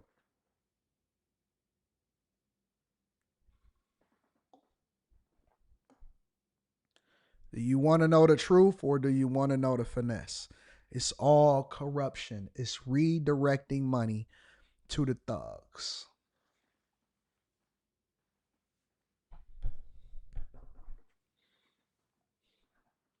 You don't want me to tell you that part. You want me to continue to let you take the blue pill and live in delusion so that you can eat your steak, your fake steak? That's why One Punch Man is walking around. It's the victim of a serious crime. And get this, Rucker was on felony probation at the time for assaulting a nurse in the hospital months before.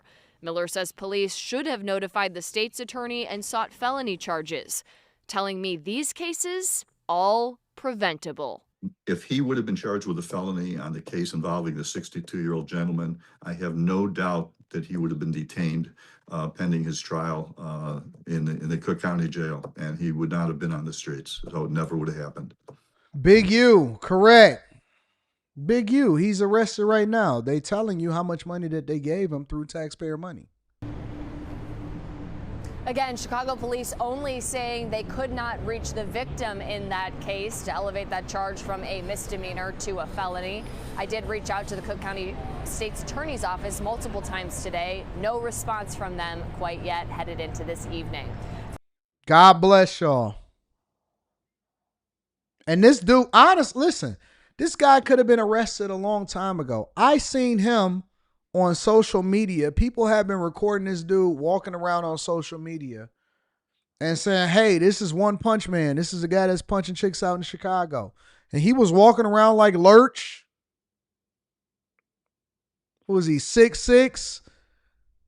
Walking around like Lurch.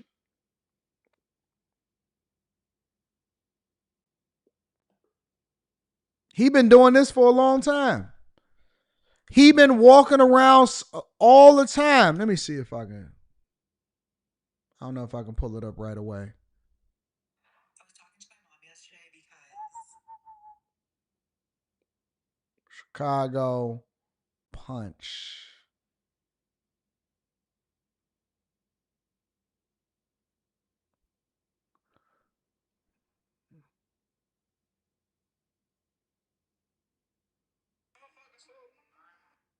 Yeah, they've been watching this dude.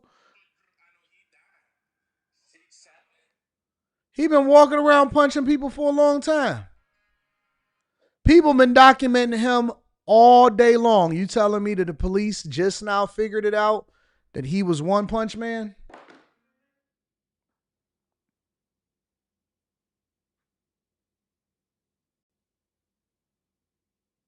People been putting him on the social media for a long time.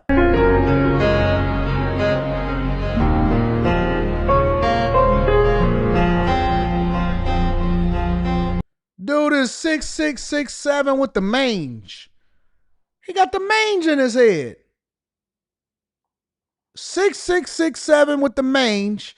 People been following him around talking about, hey, man, he looking for his next victim. He been on the punch out, looking for chicks to punch their lights out for a long time. This ain't nothing new. What you think that the police don't be knowing what's going on, man? They know what's going on, bro. You just out of the loop. Don't worry about it. We gonna get you there. Make sure you guys hit a like for the algorithm, subscribe to the channel, and turn on your notifications. I'm gonna tell you the truth. Mr. Lot says his mugshots look like a yearbook. Oh, this nigga been on a 19-year run. Good God. All right, so we got One Punch Man out of the serial puncher out of the streets. We got to revisit Houston. As I told y'all that I was going to keep y'all in the loop on what's going on in Houston because it's a lot of nonsense that's happening in Houston, and they trying to say that it's not a serial killer. And I heard that one of the victims' family actually spoke up. So, again, make sure you guys hit a like for the algorithm, subscribe to the channel, and turn on your notifications. Let's get into it. Joining us for KPRC2 News at 10, I'm Keith Garvin. Good evening, I'm Daniela Guzman. Only on 2 tonight, the sister of a man found dead in a Houston bayou is speaking out tonight, demanding answers. 35-year-old Anthony Curry, well, he is one of 23 bodies discovered just this year. City leaders insist there is no serial killer. Wait a minute. Hold on for a second. 23? I thought we had 6. So apparently the 6 was only like 6 recently that they was able to fish out of the bayou. 23 bodies in the bayou this year? 23? 23 people fished out of the bayou. And you, wait, hold on. I wasn't born yesterday. I wasn't born yesterday. You're not going to tell me that there's not a serial killer in Houston. Ain't nobody going to keep lying to me, telling me that it's not a serial killer in Houston. I know it's a serial killer in Houston. How many bodies do it take for you to actually be considered a serial killer? 2, 3, 4? 23? Despite rumors swirling online, KPRC2's Jaewon Jung spoke with Curry's family, who say they are not convinced. It was 6 in 1 week, Janice? Yeah, good evening to you guys. The sister of Anthony Curry tells me she was shocked her brother's body was found in the bayou in May, and now as more discoveries have happened in the bayou, she's demanding a full investigation. My brother was like my superhero. A brother, a son, and a father. Alexis Curry is remembering her late brother, Anthony Curry. Can you show us your tattoo? I sat there and got that pain for my brother. He was really focused on being better for him and his son. Curry is one of 23 bodies found in the bayou so far. Hold on, let me look at this list real quick. Dog, the majority of the bodies is male. If you look at sex all the way on the right side, it says that the majority of the bodies are male. So, okay, all right, so listen. The reason why they are saying that it's not a serial killer is because they can't figure out where the connection is. So it's indiscriminate, right? Male, female, black, Hispanic, white. Ain't it more nationalities? How come the Asians ain't on this list? So the Asian said, I'm getting the hell out of Dodge. I'm not about to be on the list. You only got black. Look at this. White, Hispanic, black, Hispanic. White, Hispanic, black. Black sound like clap. Clap. How low can you go? And it's only black and Hispanic. Do we got any other nationalities in there? I don't see Arabic. I don't see Asian. I don't see none of that. How come the Asians is able to escape serial killers?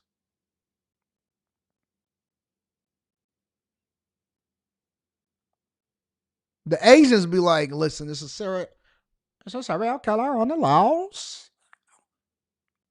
Serial killer. Serial killer on the loose. Right, to stay out of the way. Serial killer on the loose. 36, 44, 83. They killed an 83-year-old white man. Why is an 83-year-old white man out there in the streets? Serial killer. Let's see. 30, 24, 56, 64, 33, 69, 11. An 11-year-old was found in there.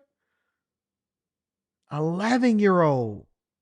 39, 15. 15. 34, 54, 39, 69, 35, 14. Male. 62, male. 28, male. 20, female. Hispanic.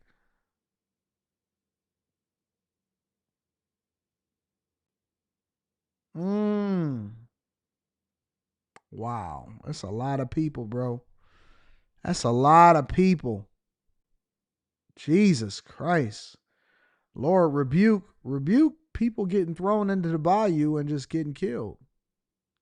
Oh, no. That was 15 months. A black wow.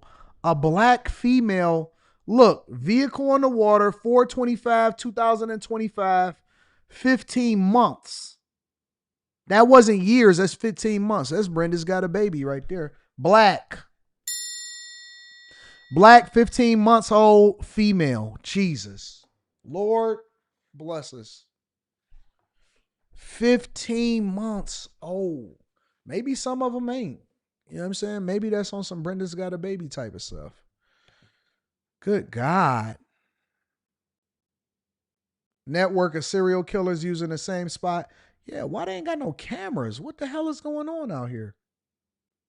This year. Since KPRC2's last report, we've learned the names of 3 more victims are Michaela Miller, Arnulfo Alvarado, and Seth Hansen. While many causes of death remain. If that ain't the definition of diversity, equity, and inclusion, I don't know what is. KPRC2's last report, we've learned the names of 3 more victims are Michaela Miller, that's definitely a black woman. Miller, Arnulfo Alvarado, that's Hispanic. And Seth Hansen. And Seth, that's a white man. Profiling skills on 10. Profiling skills on 10. Seth, Michaela, and Alvarado and Avocado. Seth, Michaela, and Avocado, that is definitely the definition of diversity, equity, and inclusion. White man, Hispanic man, and a black woman. I don't know no white women named Michaela. Shout out to my girl, Michaela Montgomery. I love her. I'm going to have to call her and see what she's talking about. This is a diversity, equity, and inclusion situation right here. While many causes of death remain pending, I don't know no black man named Seth either. His death was ruled an accidental drowning with PCP and ethanol found in his system. That ain't my brother. He'll come to my house, go to my sister's house. So he'll go somewhere and chill off before he just go jump in some water. Alexis. So is he a PCP user or no? Because she never denied that the dude was a dope fiend. She said that's not my bro. He'll go and come to the house, he'll chill off, he'll let it all hang loose before he go and take a dive into the water. This tells me she's still trying to piece together what happened, and the last time she's heard from Houston police was in July. So far, autopsies have not shown any evidence of foul play. Last month, city leaders shut down rumors about a serial killer being connected to the bodies. Oh yeah, I do know a Seth Curry. He not the same. He light skinned. You know what I'm saying? That's not the same. No, he light skinned. He not no black man. He can't even get dreads, man. Seth Curry ain't the same. I do know a Seth. He had a strong father in his life. Father was out here in these streets. How come we don't never have no conversation about what's his name? Dale Curry? Dale Curry? Why we don't never have no conversation about Dale? Dale. Who cheated? Was it the mama or the daddy? Because I know that Dale was out here making it rain. Make it rain. Steph and Seth. And they only named Seth because Steph was the older one and Steph was the one that, you know what I'm saying? So they had to keep the names, the S's. And so they wanted to go with 2 S's. So that's why they named him Seth. Definitely went to a white school. Definitely went to private school. Definitely was Seth is different. Seth, every Seth in the family. Every Seth in the family is always going to be a good guy, but he's never going to be the top guy. It's always going to be whoever the firstborn is. Seth is never going to be the one. Like, he's never going to be the one that's like, yo, you know what? I always knew that Seth was going to make it. No, Seth is going to be he's Luigi. You know, every Seth that I've ever met in my life, because I went to private school. You know, I went to UAD Jesuit. And we had good, and I knew a couple Seths. It was a couple Seths in there. They were white boys. But they had older brothers that were strong. You know what I'm saying? Their parents always named them Seth because they was like the next one up, just in case the original didn't make it or the original wasn't as good as he was supposed to be. Seth definitely he follows in the footsteps of whatever their brothers are. So shout out to all of the Seths out there. Y'all don't even really realize that how you name your child can ultimately play a role in whether or not they'll actually be what it is that they live up to. Names, I know y'all don't believe it, and we're going to definitely get back to the show, but names have spirits in them.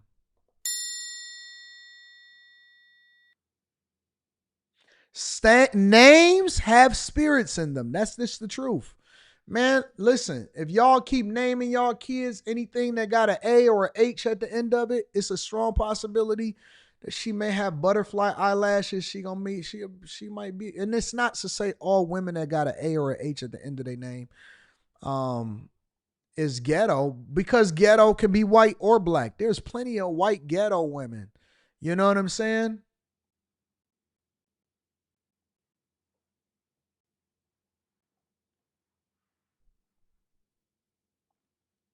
Don't believe me. Keep on naming your kids Corvette. Victims maybe from vulnerable. Then they don't be able to get a job, and then you want to start blaming it on the system. Populations, including unhoused. And your brother wasn't homeless. No, he was not. Alexis tells me her brother was living with his girlfriend. Her name is Alexis. About 5 minutes away from where his body was found. She says he was working as a barber and also in construction. We still don't know nothing, and it's been months. So long story short, she said he was working as a barber. Let me get that over again. Was working as a barber and also in construction. You know what that means to me? I mean, nigga ain't got no job. Listen, I'm gonna keep it 100 with you. That mean that no, he was a barber and he cut hair and he did construction. So nigga, you ain't got no W-2. You ain't got no credit. All right, I got you, bro. Got you. We still don't know nothing, and it's been months. Do you feel like you're left in the dark? I really do. Now back out here live, authorities say there were 24 bodies found in the bayou in 2024. Now, so why we just now starting to find out about the bayou? So they got 24 bodies found out last year, 23 bodies so far this year, and ain't nobody ever said nothing about it. We just now starting to find out about it. Investigations continue. You can see just how dark it gets here at night. Officials are continuing to urge vigilance in and around the bayous. We're live at Buffalo Bayou Park. Jaewon Jung, KPRC 2 News. I don't care what nobody say. It's a serial killer out there in Houston. And so if you are moving to Houston, nigga, it's a possibility that you can end up in the bayou. Prayers up for all of the family and friends. We don't ever want to see nobody in the bind like Nate, but it's a serial killer out here in Houston. And they don't want to tell y'all about it because they've been chasing this nigga like Dexter since 2023, 2022. He making up for lost time because back then, you know, everything was closed and everybody had masks on and nobody tripped about it. It's a serial, listen to what I'm saying. It's a serial killer in Houston. Cynthia Haynes, hear me out, baby. It's a serial killer in Houston. And he been killing for a long time. And what they are doing is that they are practicing diversity, equity, and inclusion so that they can't get caught. Because if you don't recognize a pattern, then you can't necessarily start to put together anything to tie me to it. Listen, assume that it's a serial killer in Houston. Justin Cottrell says, AD, hold up, I'm a barber. Yeah, but usually when you're a barber, you don't work construction at the same time. You know what I'm saying? Like the barbers that get money, they not also working construction. They usually just focusing on that, or they reinvest their money elsewhere, or they out here throwing some money out here in the club or whatever. Barbers that work construction, listen, y'all got to start using y'all context clues. Nigga, I don't know no barber that work construction.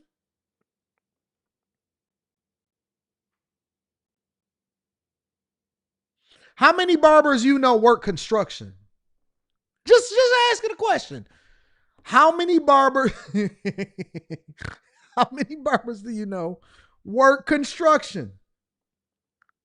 I don't know no barber that work construction. Nigga, get the hell out of here, bro. You can't trick me. I know what I'm talking about. Now I know dudes that got a job that cut hair on the side, but they don't necessarily classify themselves as a barber. That's just a nigga that cut hair. I know dudes that cut hair on the side, but I don't know no barber that do construction. Now I know dudes that work in the plant that cut hair. I know dudes in the military that cut hair, but I don't know no barber that do that. Now that's just me. Maybe y'all know somewhere y'all at, but no, they not doing that. Ain't no barber doing all of that.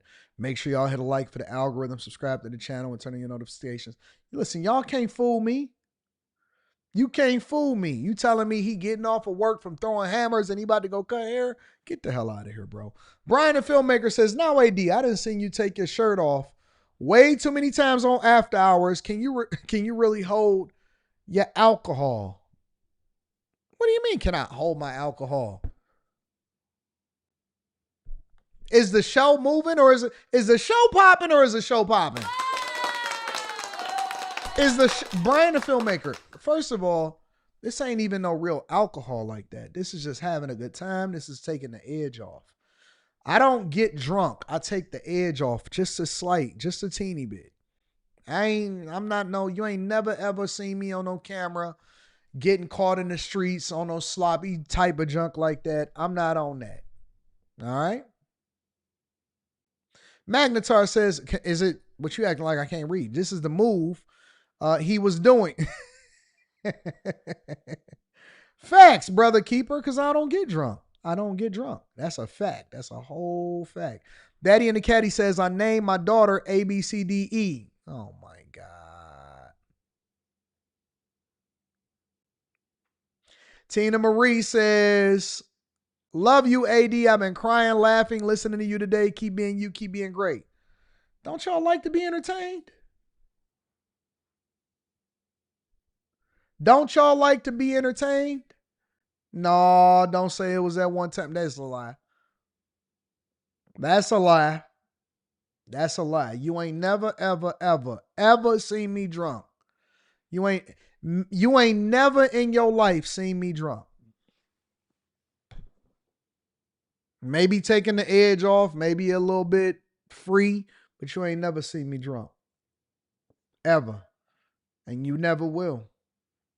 You never will. I don't get drunk at all. I just be chilling, having a good time. I don't even like drunk people like that.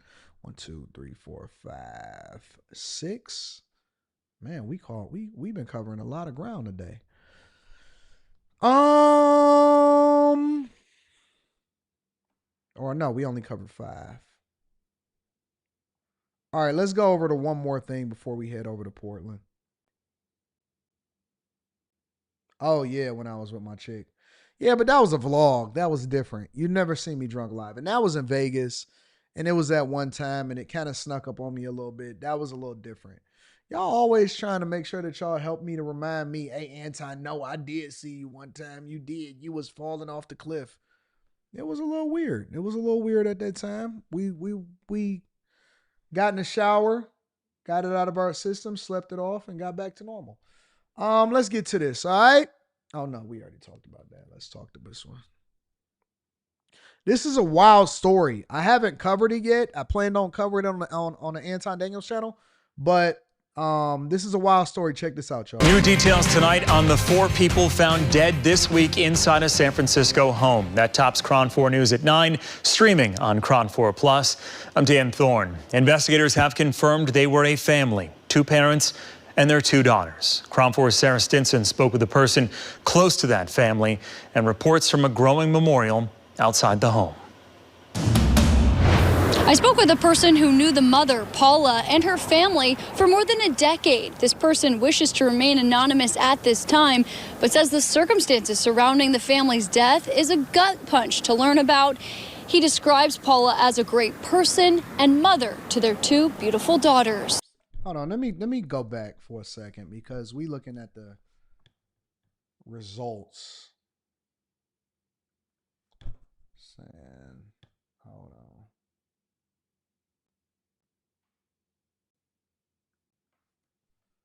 Francisco.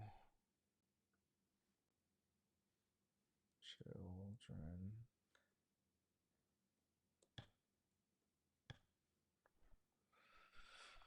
Oh, let me see something.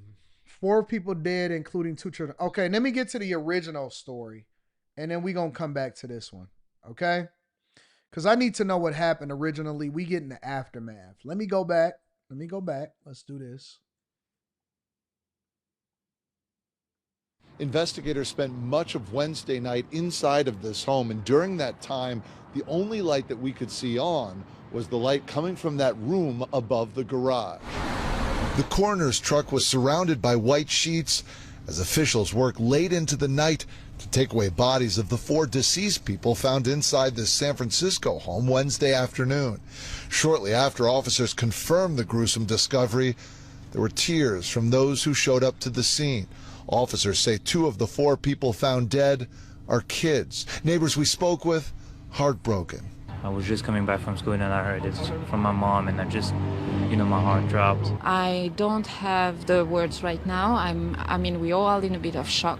I mean, we are in shock. It's a tragedy, and we're thinking about the family. And yeah, we are processing the information right now. Belinda Hennard and her family live next door to this home where the bodies were found, not too far from City College of San Francisco. She says she didn't. Those homes that we looking at, again, on the Millionaire Morning Show, we always get into our context clues.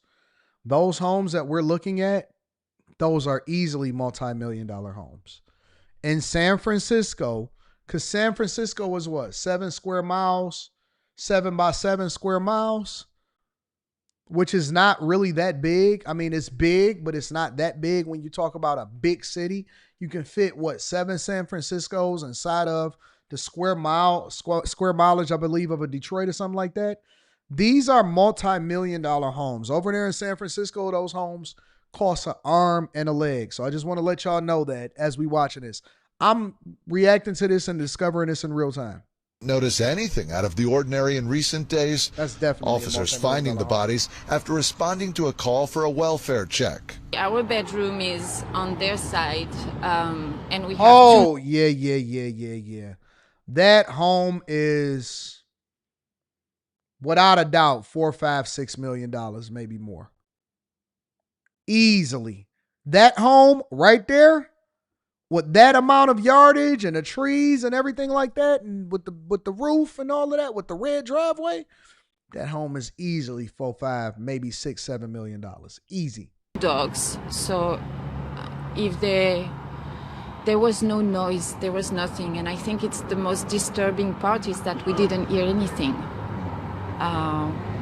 Nothing. We knew it was a family of 4 with 2 girls. The older probably was around 12, 13 years old, and a dog, and it was a very normal family with normal family routine. Police are still not saying what happened, but do confirm that crimes were committed inside this home.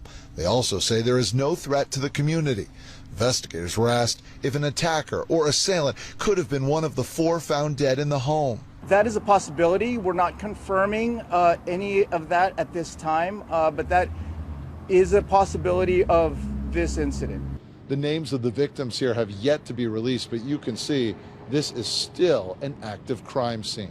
All right, so we got that version of it, all right? So we're going to go over to the new one, and this is what they're discovering, or the new details, after the parents and the 2 children were found dead in a San Francisco home. New details tonight on the 4 people found dead this week inside a San Francisco home. That tops KRON 4 News at 9, streaming on KRON 4 Plus. I'm Dan Thorne. Investigators have confirmed they were a family, 2 parents and their 2 daughters. KRON 4's Sarah Stinson spoke with a person close to that family and reports from a growing memorial outside the home. I spoke with a person who knew the mother, Paula, and her family for more than a decade. This person wishes to remain anonymous at this time, but says the circumstances surrounding the family's death is a gut punch to learn about. He describes Paula as a great person and mother to their 2 beautiful daughters. Flowers line the entrance of a San Francisco home where a family of 4 was found dead Wednesday, their death rocking the community. It's shocking. It's unbelievable and very tragic. The medical examiner's office confirming their identities. The father, 57-year-old Thomas Ogletree. Paula Truong. Okay, so I'm assuming that she was Asian. Maybe he was white. He might have been Asian also. Alexandra and Mackenzie. All right. Sounds like a pretty regular family. The mother, 53-year-old Paula Troon, and their 2 daughters, 12-year-old Alexandra and 9-year-old Mackenzie. The San Francisco Unified School District confirming Mackenzie went to Sunset Elementary and Alexandra went to AP Giannini Middle School. In a statement, district officials say, quote, schools are providing additional wellness supports and resources for students, families, and staff to process their emotions. Our entire SFUSD community is grieving this terrible and heartbreaking loss. A fellow parent stopped by the family's home Friday afternoon to drop off stuffed animals. They're very nice. They're very sweet.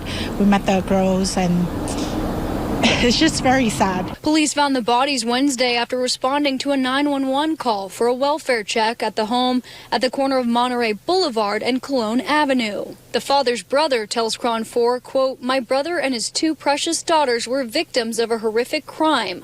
Our family is shocked and devastated, as you can imagine. He made no mention of the mother, Paula. A person who closely knows her and their financial situation says the family owned several businesses in the Bay Area, including a luxury auto repair shop in West Oakland called Zentrum. This person describes it as a successful business with longtime employees and says she was so proud of a newer venture, a string of Vietnamese coffee shops called Orbit Coffee Company. Okay, so she was Vietnamese, and I don't know what he was. Now says temporarily closed. According to this person, she once owned 2 corner stores in San Francisco, including Star Spirits near the family's home. It's now locked up and vacant. The person says in recent years the family started to experience financial hardships. Public records show the family took out a $2.2 million loan against the house in 2022 and then went into foreclosure last year. The person close to the family says this has been such a shock as the family appeared to be happy and normal. We've seen family and friends continue to stop by the home to contribute to the growing memorial. We're still waiting to learn more details about the police investigation. I'm Sarah Stinson reporting in San Francisco, KRON.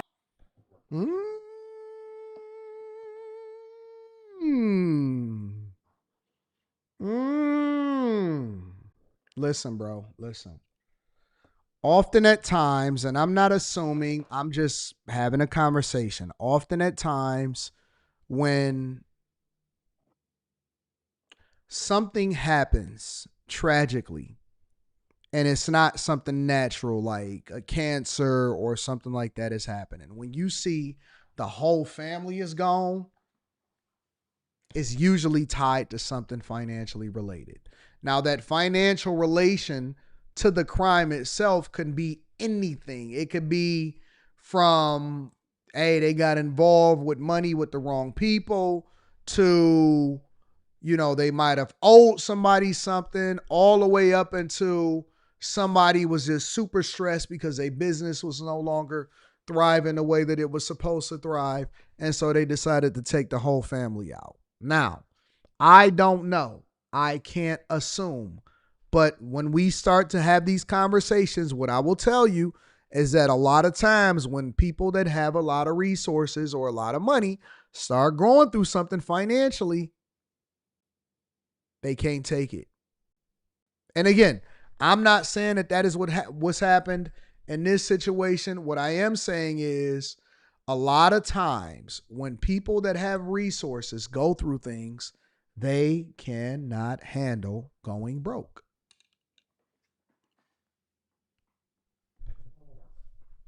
They can't handle going broke. And the welfare check was probably the school saying, hey, listen, can you check on this family?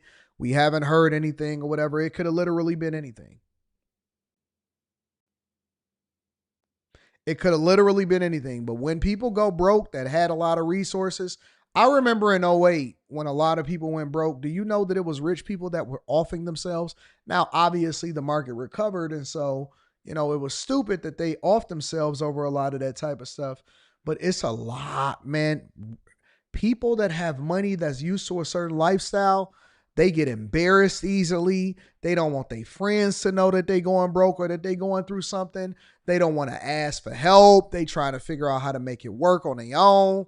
It's a whole nother set or a demographic of people that don't want to move and change their family childhood home. They would rather take everybody out. Listen, skip it. We done.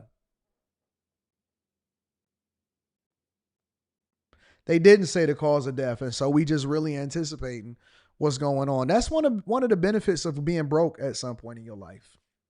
It is. That's one of the benefits of being broke, is that you don't have the same expectations of being born into money and being born into resources. When you come from nothing, everything is points on the board. Everything is extra. You know what? We made it out the hood. Even if you go back broke, so what? I lived it. And you have greater survival instincts because you're not tripping about getting it back out of the mud. You know how to get it once. But when you had resources for a very long time and you so far removed from what it feels like to actually live a certain lifestyle, people can't handle that, bro. People can't handle that. Honestly, people cannot handle suffering. Suffering is the biggest determination for whether or not people are going to go and be successful again, whether or not they really love God, whether or not they really 10 toes down in a relationship. Listen, bro, suffering is the great equalizer to determine a person's character.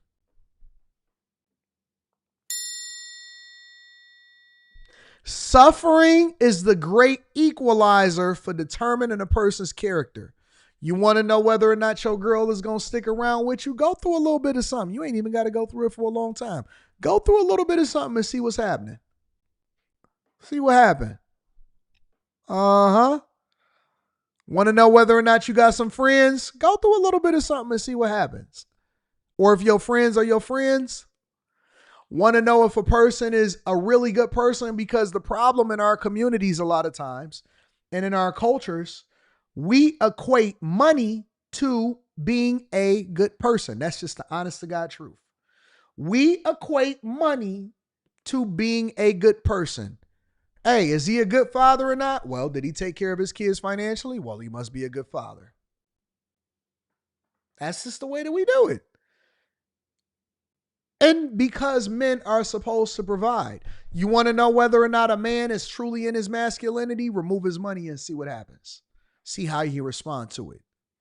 It's a lot of guys that's cosplaying acting like they really masculine, when in reality, they not really built like that. Because if they go broke, they going to fold. They'll never be able to get it back, or they going to turn into a hermit. Do you want to see what a man is really made of? You want to see if he really built like that. You want to see whether or not he going to fold in front of everybody. Because listen, God is going to test you. God going to test you. He going to see what you really built like. He going to test you. You going to remove it, and then you going to... Very few people, very, very, very, very few people that get rich or people that get resources don't go through a situation where they either lose everything, almost lose everything, or go through some kind of law or financial situation where it starts to force him to question who he is as a person and who he is as a man. And I'm not saying that you shouldn't have money or that you shouldn't capitalize or you shouldn't become the best version of yourself or any of that type of stuff. But what I am saying is the character needs to be developed along with it so that you're not out here Xing out your whole family if you just lose everything or if you go through a little lull or something like that.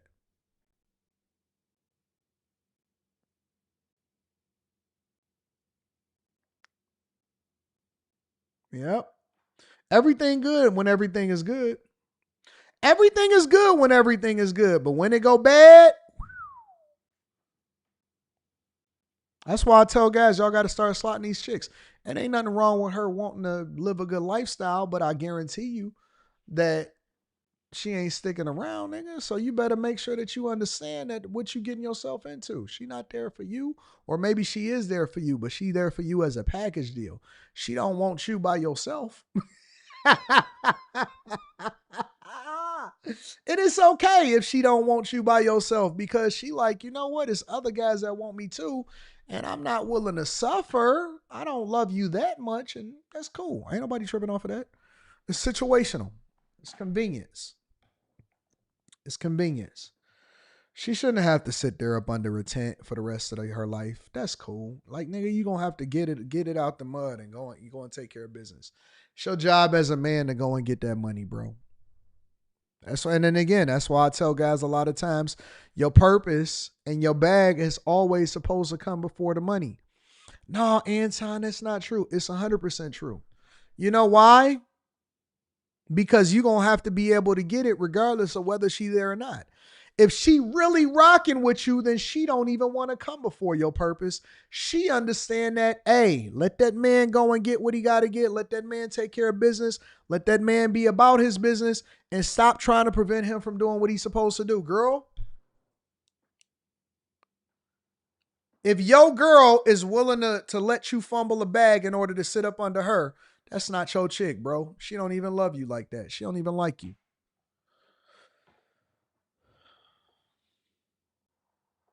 What about being in a tent for the time being? Let her go. I can't have you in a tent with me. I'm not willing to go into a tent. Listen, go to your mama's house, do this with that. I don't want you sleeping in a car with me. I don't want you being in no tent with me. I can't protect you under those circumstances. I got to put you in a different space so that I can have the freedom to go and kill and go and get this meat. And then when I get it back together, I'm going to call for you.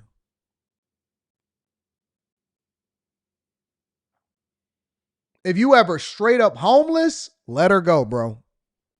That's my philosophy. And I know that everybody else got their own opinions. If you're homeless, let her go home, bro. Let her go back to her mama or whatever, her daddy or whatever. I'm going to come back and get you. When everything is right, I'm going to call for you.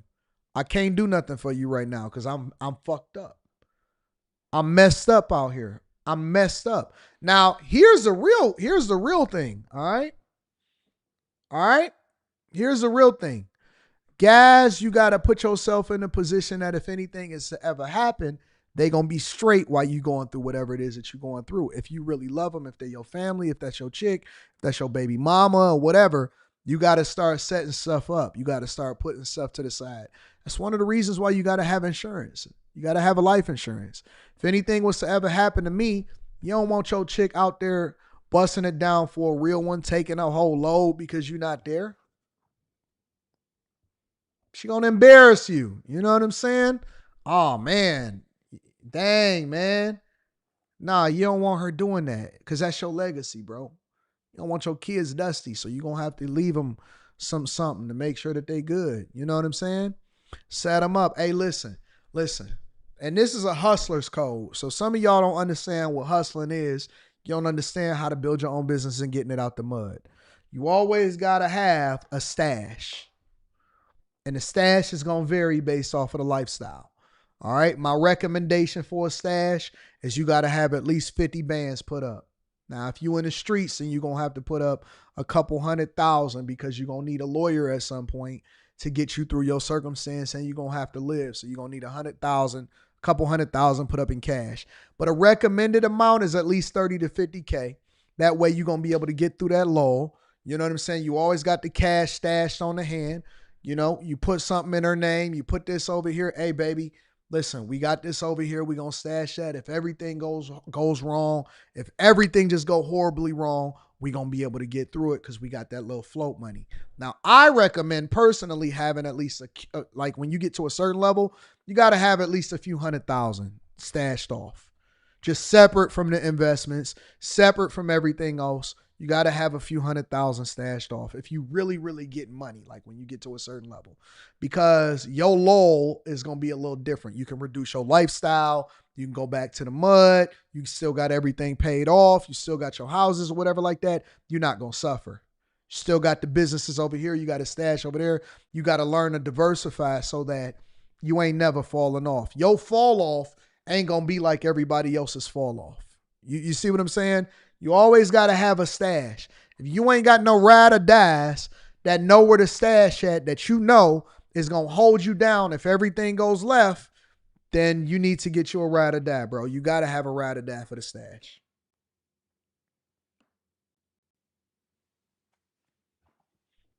You got to have some women that's on your team that know where the bodies is. Well, maybe not where the bodies are, but you got to... you got to have some chicks that's on your team that could stash some money away, that they know where to go and find a lawyer. They know who to contact. They know where to move. They know wherever, so on and so forth. And they're going to hold you down. Yes, Rod on politics. I said everything in the brokerage, 100%, 100%.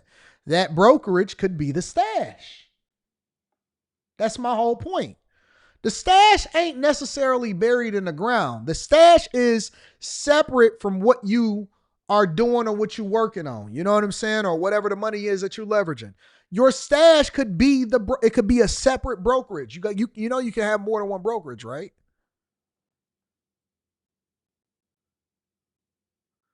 The stash could be a separate brokerage and a separate firm, all of that stuff. It don't have to be the same brokerage or any of that type of stuff. The stash could be something in somebody in her name put up somewhere else. You see what I'm saying?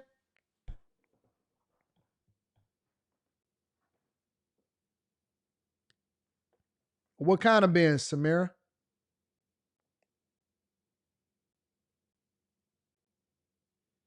Yeah, you can have the emergency brokerage, all of that stuff.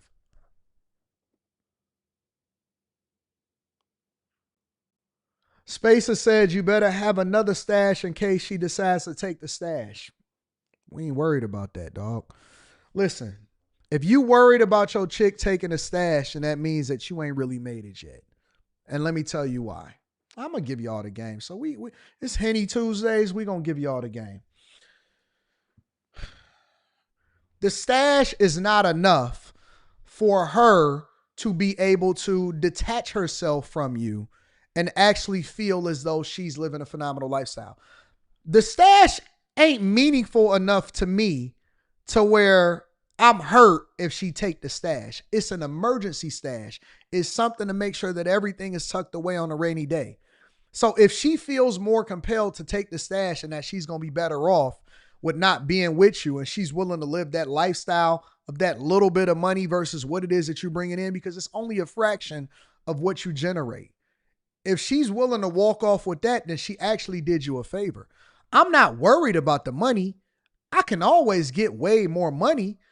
You know what I'm saying? If that little bit of money that we got stashed over there is something that makes you walk away or run away, then I actually did myself a favor. That's small compared to the life that we live in. That little bit of money can't last you based off of the lifestyle that we got right now.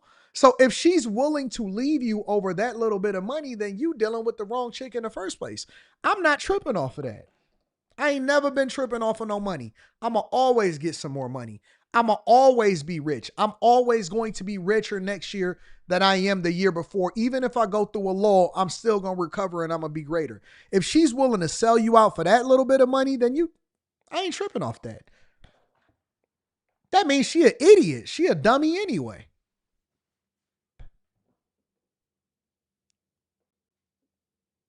You leaving over that little bit? You're going to be broken a little bit anyway. That ain't even no money.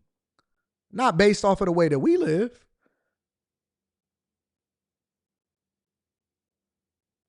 That little bit of money? What you going to do? Buy a car? Cool, you got it.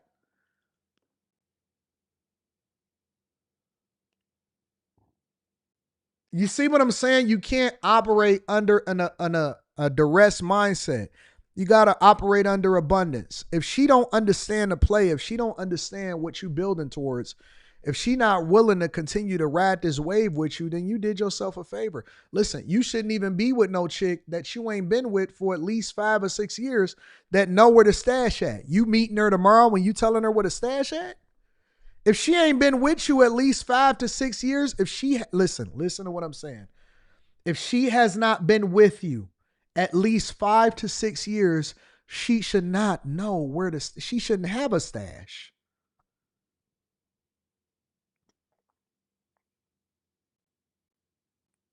We all on the same page now? We all seeing eye to eye?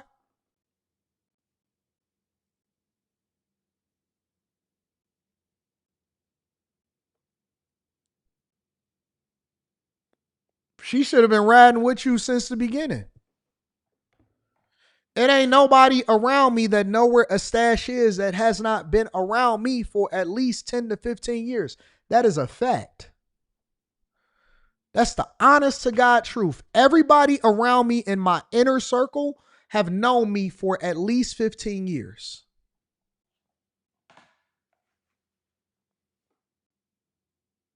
At least 15 years. Anybody that if anything was to ever happen to me and I was to call somebody and I said, hey, listen, I need you to make a move or to shoot a move with me, it's going to be somebody that I've been around or that knows me for at least 15 years.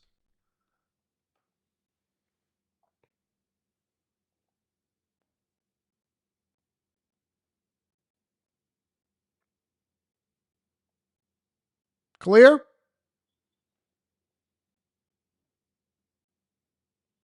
We good?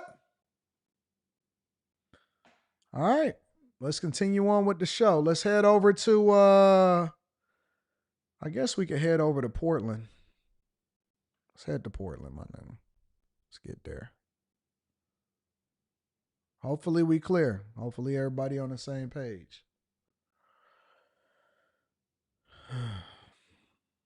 It's happening while Oregon is waiting for an appeals court decision whether the president has the authority to deploy National Guard troops in Portland. Our Ariel Salg joining us live from outside the ICE facility. And Ariel, this has been quite a day out there. All right, so I actually just came from this corner right here. Department of Homeland Security is making an arrest or detaining somebody at this very moment. Their face was fake. Look at these weirdos, bro. Look at these weirdos. Do you see these weirdos in Portland? Do y'all know that they dressing up in costumes and that they are actually naked in Portland? A bunch of white men with little penises are running around in Portland protesting the ICE and the National Guard. Portland, man, listen, I'm trying to tell you, bro. Portland is the wildest place that I've ever been to inside of the United States of America. Portland is the wildest place that I've ever been to in life. No, it's a fact. Right now in Portland, there are men with little TPPPs walking around like this, feeling comfortable, and they got their little PPs out. That's crazy. Seriously. And they wearing costumes, they doing naked bike rides, they're walking around on the streets in white tighty whities, and that's the way that they protest in Portland.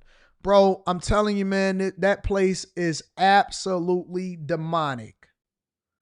Cynthia, I'm gonna be here. I ain't going nowhere. Anton, how does Anton know that the egg, it's not an eggplant, it's a PP. It's a penis. How does Anton know that their PPs are little? Because y'all sent me the stories and I had to pick and choose. I had to actually go through and scrub through the stories that I would want to use for this particular segment. I even chose not to do the segment on the Anton Daniels channel. I had to go and pick the stories that I wanted to do because I had to be careful that everything was blurred out how it was supposed to be blurred out.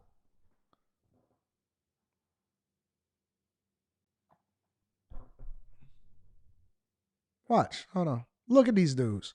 Look at them. This is them. This is them in Portland. Don't worry about it. I'll get to it.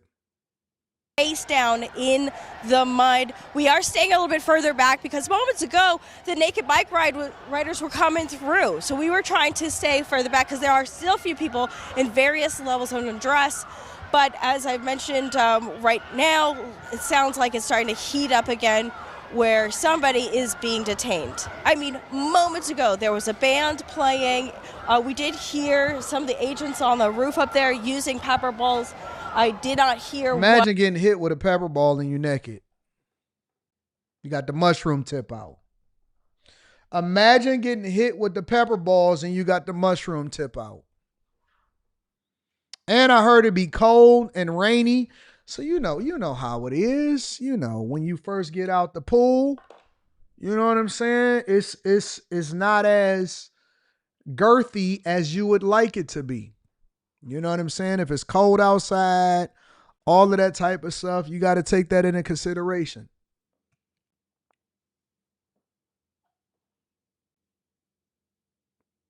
You know what I'm saying? Then you got to explain yourself. No, I'm good. I could just be better, you know? We good. I could just be better.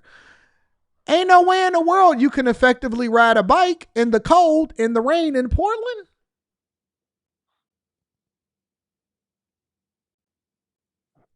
It's just cold outside. You know what I'm saying? Or see what exactly has led to this arrest, but that is what's happening now. So today it's been a little bit of everything. We've had parties and people dressed up in costumes and the naked bike ride and music, and then we've had basically what you're seeing here. We've also heard federal agents said be room temp. You said you need room temperature.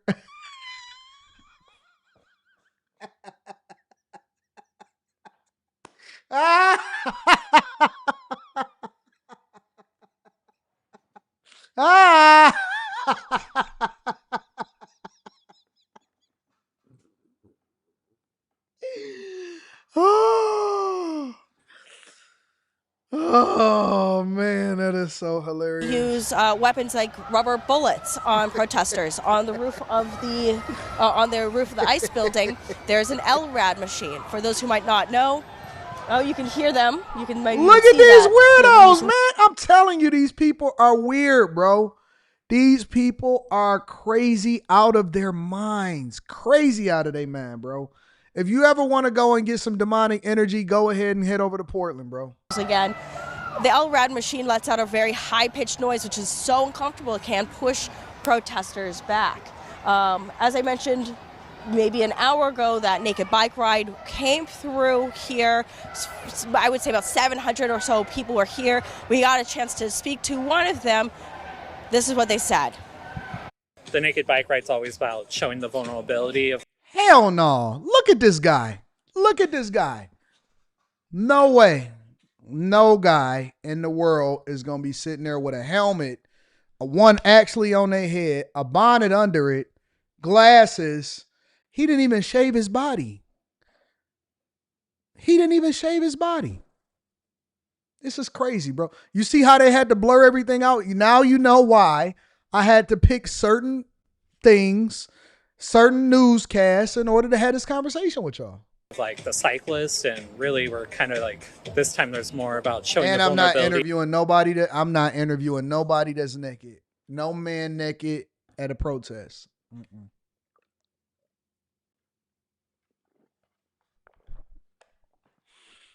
I don't feel comfortable talking to a naked man on camera.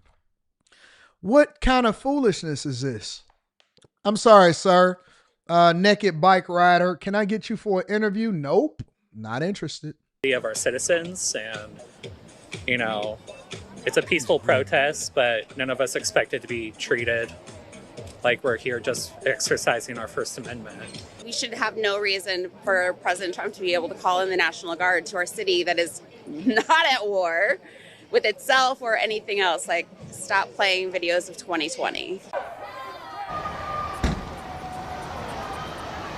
All right. Everything in Portland is weird, bro. I'm telling you. Everything in Portland is weird.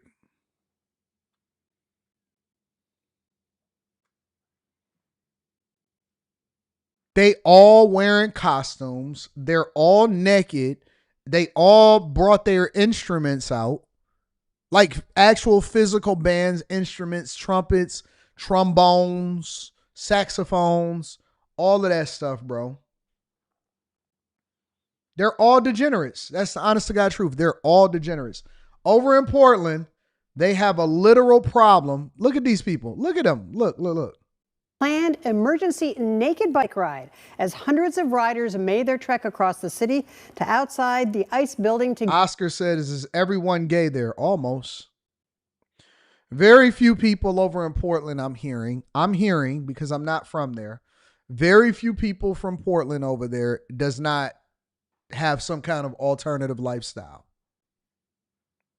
I almost believe that Portland is going to be one of the cities that's on the list that get destroyed first when the apocalypse comes.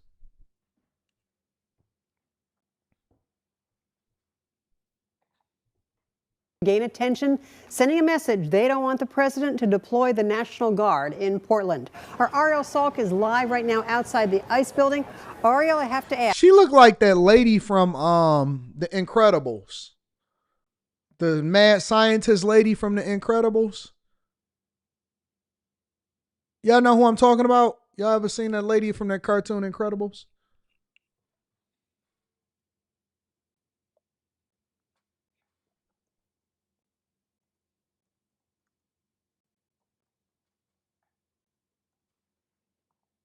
What's her name? Edna.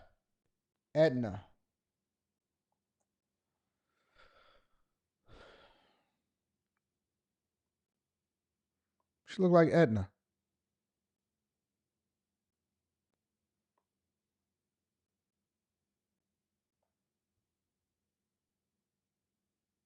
You ever seen The Incredibles?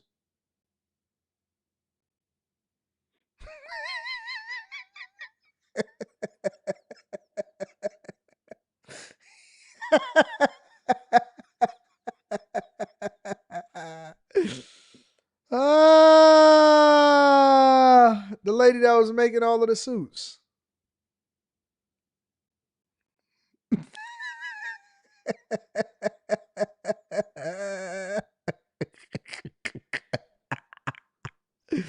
Tell me that ain't Edna.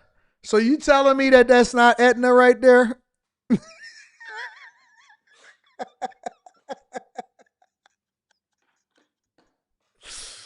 Oh, I love this show so much. This show is almost just as fun as the vlogs. That's her.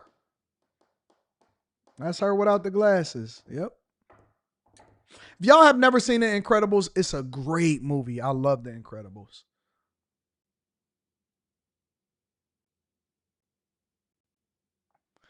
Can we do Edna with no glasses? I'm sure I can put that together with AI if I wanted to. I don't really have the effort that I want to do it right now, but definitely Edna. Definitely Edna. 100%.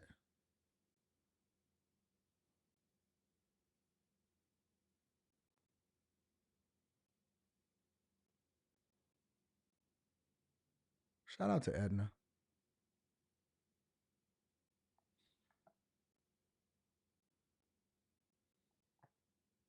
Portland. Our Ariel Salk is live right now outside the ICE building.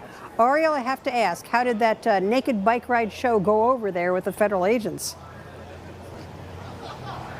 It was a really incredible sight to see. I mean, we saw hundreds upon hundreds of people, roughly 700, really packed the streets all around this area. People cheering, dancing. At one point, they kind of got off their bikes and really showed support for the other protesters in this area. So really something to see.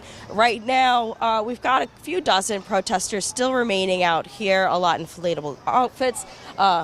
We see the ICE agents on the roof as well. We're just monitoring the scene at this moment. Lisa?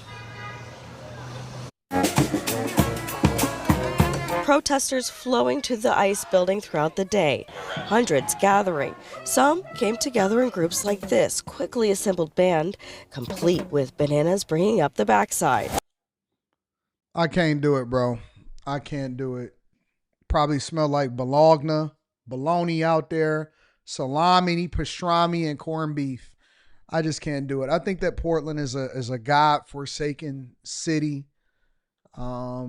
If I never have to go to Portland ever again, I was telling y'all that I'm supposed to go to Croatia next month. So next month I will be in Croatia. Have anybody here ever been to Croatia? I wouldn't mind getting some insight on what y'all experience is over there. But if I never go to Portland again in my life, I'm okay with that. I really am okay with that. Has anybody ever been to Croatia here?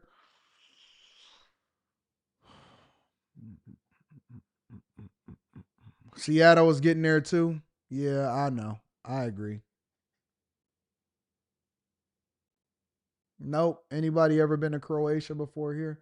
I'm trying to find myself in unique spaces that's never been visited before by the majority of the people.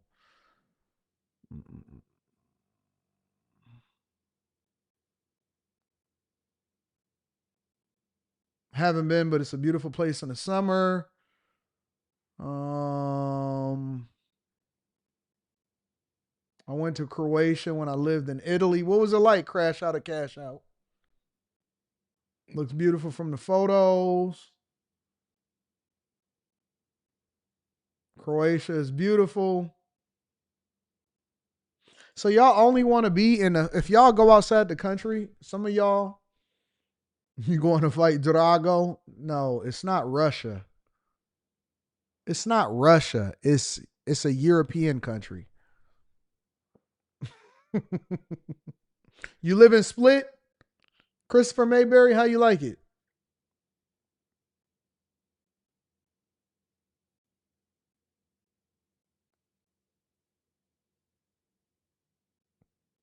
Beaches are nice. Game of Thrones was filmed there.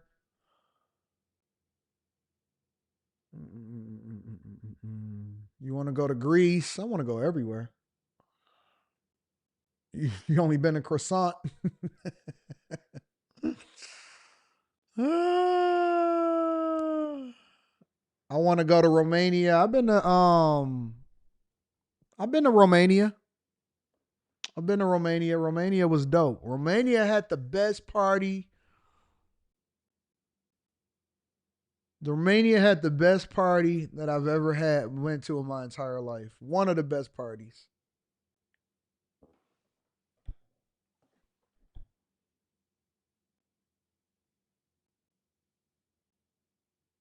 Yep, I'm looking forward to it. So, gotta take that Delta One flight. I'm also looking forward to, I don't know, man. At some point, I'm trying to figure out if you want to come with me. I'm going to bring you somewhere else. Don't worry about it. Should we cover one more story before we get up out of here, or are we done for the day? You got robbed in Romania. Really? How? You get robbed in Romania? Romania was chill. Even the thugs in Romania was chill.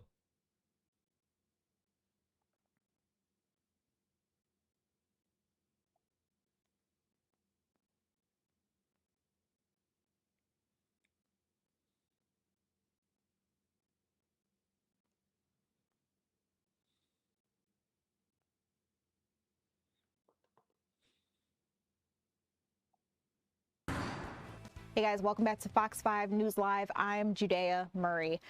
All right, listen. Absolutely wild cases that I'm about to unfold for you guys. 4 Georgia jailers, all facing very similar crimes, accused of smuggling contraband into the different facilities that they work at. I would have arrested the guy that's on the far left immediately. He would have never even been able to get into the jails. I would have arrested the guy on the far left immediately. There's no way in the world that you could tell me that he was out there supervising prisoners. And she had to be busting it down for a real one all the way on the right side. Had to be busting it down for a real one. Charges feel common. What got them caught is what really sets all of these cases apart. We're going to take a deep dive into what's, in my opinion, starting to feel like a phenomenon. All of these cases we are learning about are all around the same time within the last month or so. So let's start in Fulton County, where we learned on September 2nd there was a shakedown at the jail, and during which they arrest him immediately. Arrest him immediately. Ain't no way in the world you can tell me that this dude wasn't bringing in contraband. I know he guilty immediately. Uncovered a quote-unquote substantial amount of illegal contraband. And why did they do the close-up of him by himself? Cocaine, marijuana, crystal meth, drug strips, and a cell phone. So here's what tipped the law enforcement off to what happened here at the Fulton County Jail. They say that command staff noticed a breach in a window. They took a look at surveillance camera footage, and it showed some inmates passing items under a fire door. And then there was a search later on that uncovered a note that talked about a drone drop scheduled for either August 30th or the 31st. And it implicated, according to investigators, Deputy DeMarcus Jamal Tinsley. He was the floor officer at the time. So not only has he been accused of helping out with this drug smuggling and that drone drop, but the warrant also says that he allowed 3 inmates from one of the housing units to enter a part of the jail they weren't supposed to be in and remain there from 10 p.m. August 31st until 4 a.m. September 1st without any authority. Who knows? This is why I can't go to jail. Because the prisoners are the ones that actually run the facilities. This is why I can't go to jail, bro, because they all paid off. They all being taken advantage of. They all finessing. They all, bro, if you in there and you as a officer or as a deputy or whatever it is that y'all corrections officer, most of them people is compromised and they letting them prisoners get away with anything. They're letting the prisoners get away with anything. I can't go. I can't go, bro. What they were doing in that area for that amount of time. And then they talking about drones is making drops. You shouldn't even be able to have a drone near a correctional facility. That's why they got geofences. If anybody that has ever flown a drone or has ever used a drone before, they have what you call geofences. That's why when, for example, you have an outdoor event or something like that, let's say you got a concert and it's an outdoor concert. That's why you don't see a whole bunch of drones flying through the air during that concert, because they basically implement a geofence that prevents you from being able to go close to that particular area or that particular event. You're supposed to have a geofence around it to prevent certain communications from coming in and out and drones from being able to be remotely flown into the facility. How is this even possible? It's all a corrupt. According to jail records, Tinsley was booked into the Fulton County Jail on October 8th, the very same jail that he was supposed to be a jailer at. He was released the same day on bond, and he's charged with violating his oath as a public officer and conspiracy to commit a felony. Supposedly he lives in Noonan, Georgia, and his bond was set at $35,000. All right, so that's Fulton County, but that's not where it stops. Over in Henry County, we found out that the man you see on your screen, Officer Miles J. Moxie, was also taken into custody after Henry County Sheriff's Office I would never feel launched safe a with him formal as the criminal correction investigation officer. into what they believe was happening at their facility. So This one, he was caught when a detention staff found that suspected contraband during some routine operations at the jail in McDonough. Thank you for the Croatia. At the time, investigators believed that there was enough evidence to charge him with violation of oath by a public officer and violation of the Georgia Controlled Substances Act. And because of the severity of the allegations that he was facing, he has also been terminated from his job at the sheriff's office. That's according to agency policy. Now, unlike the other case, we don't have a clear indication of what kind of contraband was found or how much of it was found inside the jail. It's also unclear whether what was found was intended for inmates or for other faculty and staff there at the jail. We also don't know how long he was serving with the Henry County Sheriff's Office before all of this happened. But again, the man that you're looking at on your screen is Officer Miles J. Moxie. And we reported on this a couple of days ago, right here in October. I don't have the exact date that all of this was uncovered, but I believe this is all fairly recent because we just got the information from the Henry County Sheriff's Office. All right, and if that's not enough, let's move on over to Clayton County, where not one, but 2 jail officers were arrested in connection to some sort of contraband smuggling scheme. So these are all different jailers at different facilities that are doing the same thing, and they all getting caught at the same time. There's nothing new under the sun. Everything that you think that you're doing is different than everybody else did it. Somebody else tried it and they got caught doing it. Everything that you think, listen, this is not just for the jailers. This is just across the board. Everything that you think that you doing different, that you think that somebody else is doing, or they got caught doing and you can do it better, you not. For all of you thieves that walk into the store and think that you got a separate way of doing it, that they not going to figure it out this time, you're not smart. You're not wise. For all of you scammers that think that you're going to finesse the PPP, I'm not going to put it in my name. I'm going to put it in my mama's name and all of this other stuff. You're not smarter than nobody else. None of y'all are smarter than the last person, and you are going to get caught, and you're going to go to jail for a long time, and you're going to have a felony on your record, and you're going to ruin your reputation, and you're going to mess up your bag, you're going to mess up your money, you're going to mess up your future. Think about it like this, bro. Because I think that everybody has considered doing something. If you're from the hood or you're from the ghetto or you're from a place that may be a little less than ideal, I think that at some point, everybody has considered what the possibilities are, right? And I've even considered it in my lifetime. I've considered it in my lifetime. When I was younger, being raised in the hood, and we seen the dope boys riding around in the 96 Impalas and all of that stuff. By the time that we got to the 04 Marauders, I was getting money, and so I could have bought one of those if I wanted to. I decided to buy a Trailblazer SS instead. But when you know, we was growing up, everybody considered it like, oh man, how you getting this type of money? Oh man, how you doing this? How you doing that? All right. But the way that my mind worked, for whatever reason, I've always had a longer term vision of what I wanted my life to be like.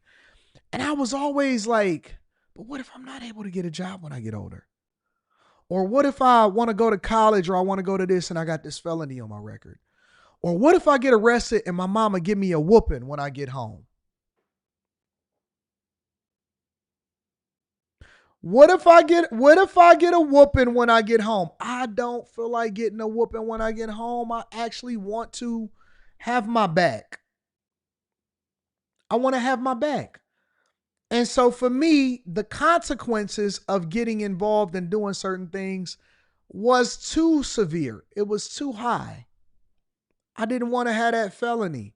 I didn't want to be restricted from being able to go out of the country. I didn't want to be restricted from going out of the country.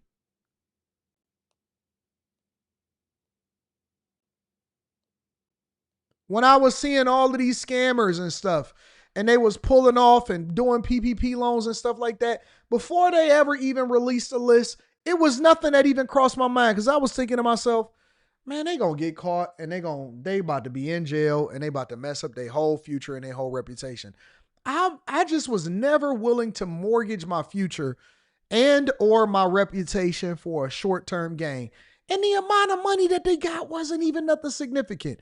Man, we gonna make that 200 million times over. I'm not about to fumble my future for them little dollars. I'm straight. I don't want to fumble my future for that little bit of money. I got the potential to make all of this money over here, and I'm gonna mortgage it for that. I got the potential to make as much money on this job. You know what I'm saying? Like, what if I ever want to get into corporate America? And that's what I was thinking when I was younger. What if I want to get to corporate America and I want to do this and I want to do that? What if I wind up becoming a YouTuber one day and somebody goes and they try to pull up my criminal record to try to see if I was a fraud or not? They can't do that. Because then you're going to be on the mugshot like this. I didn't want that. You know what I'm saying? I just never wanted that. I always felt like I was greater than the consequences that came along with making a stupid decision to mortgage my future. And then next thing you know, everybody like, oh no, man, come on, man. You can't trust him. I'd rather people have to make stuff up than for it to be real. I would rather people have to make something up. Hey, make it up, try to pretend like it is, come up with whatever assumptions is or whatever. But you ain't never, ever gonna catch me doing something that I'm not supposed to do because I'm unwilling to mortgage my future for it. The two officers that we are dealing with in this case, their names are Ashley Victoria Lewis Allen and K-9 Officer LaShawn Branch. Each of them are charged with bringing drugs into the jail and then distributing them to inmates. And the sheriff, he has told us that he has a zero tolerance policy when it comes to smuggling contraband, no matter who you are. So they lay I'd rather down not the even law take the pretty job. quickly, even though these are technically members of their own team. They say, you cannot do this in our jail. We have to make an example out of you. Look at them. So my question, how does something like this happen? Employees are supposed to go through metal detectors when entering the jail, but they're able to hide illegal substances, especially if they have they wouldn't be something that set a metal detector off, but they can hide those substances on their body to avoid detection. There is a checkpoint, but if you put it in the right spot, it might not be noticed or located on you. Why would you risk it though? So the Why risk it? contraband, as we all know, or if you don't, I'm going to tell you, tends to sell for really high prices in the jail. These are items that you can't have, so of course everybody wants them. They're willing to pay a lot of money. It ain't worth it. And it's not just drugs. People are willing to pay $1,500 for a charger and up to $3,000 for a cell phone. Not worth it. Investigators say that Lewis Allen told jail officials, she was the woman that you saw there on your screen, that she was struggling financially and she had just turned to selling contraband to get a little more money. Now, we talked to Captain Jason Bennett. Right after that, that's all it take. What did I tell y'all in the beginning of the show? What did I say? I said it only take for somebody to be going through something financially for them to have to make a bad decision. That's all it take. One bad financial decision. Hey, I'm struggling financially. I can't do this. I can't do that. Next thing you know, they're going to make a bad decision that's going to chase them down for the rest of their life. Whenever you're looking to make a bad decision, just remember this. I look back, even all the way back to being in the hood, right? And I look back on all of those times of what I could have did in order to try to make that little bit of money and how it would have impacted me if I would have got a 96 Impala back then and all of that. And in hindsight, it just worked out. It's just not worth it. It's such a beautiful decision. In hindsight, it's like, man, that little bit of money that could have prevented me from being a millionaire. Man, that little bit of money, it could have prevented me from doing this. Man, that little bit of money, it could have prevented me from doing that. In hindsight, you're not going to be able to get your TSA pre-check. Bro, you have no idea the amount of things that is going to affect what you got going on. No TSA pre-check, not easily able to get a job, not easily able to get a contractor's position, not being able to get certain government clearances. You can't join this. You can't join that. You're prevented from doing this. You now on a registry if you a sex offender. I'm good. I'm good. I'm straight. I'm straight. It's just not worth it, bro. It honestly ain't worth it. I don't want the headache. I don't want any of that type of stuff. I'd rather just slow motion. We just gonna grind it out the mud. We get it out the mud. Whatever don't work out for us, and it just wasn't for us, and it's not meant for me to have. Whatever don't work out for me is just not meant for me to have. And it is funny because I was vlogging it. You'll see the vlog tomorrow. I was talking to my architect and one of my general contractors.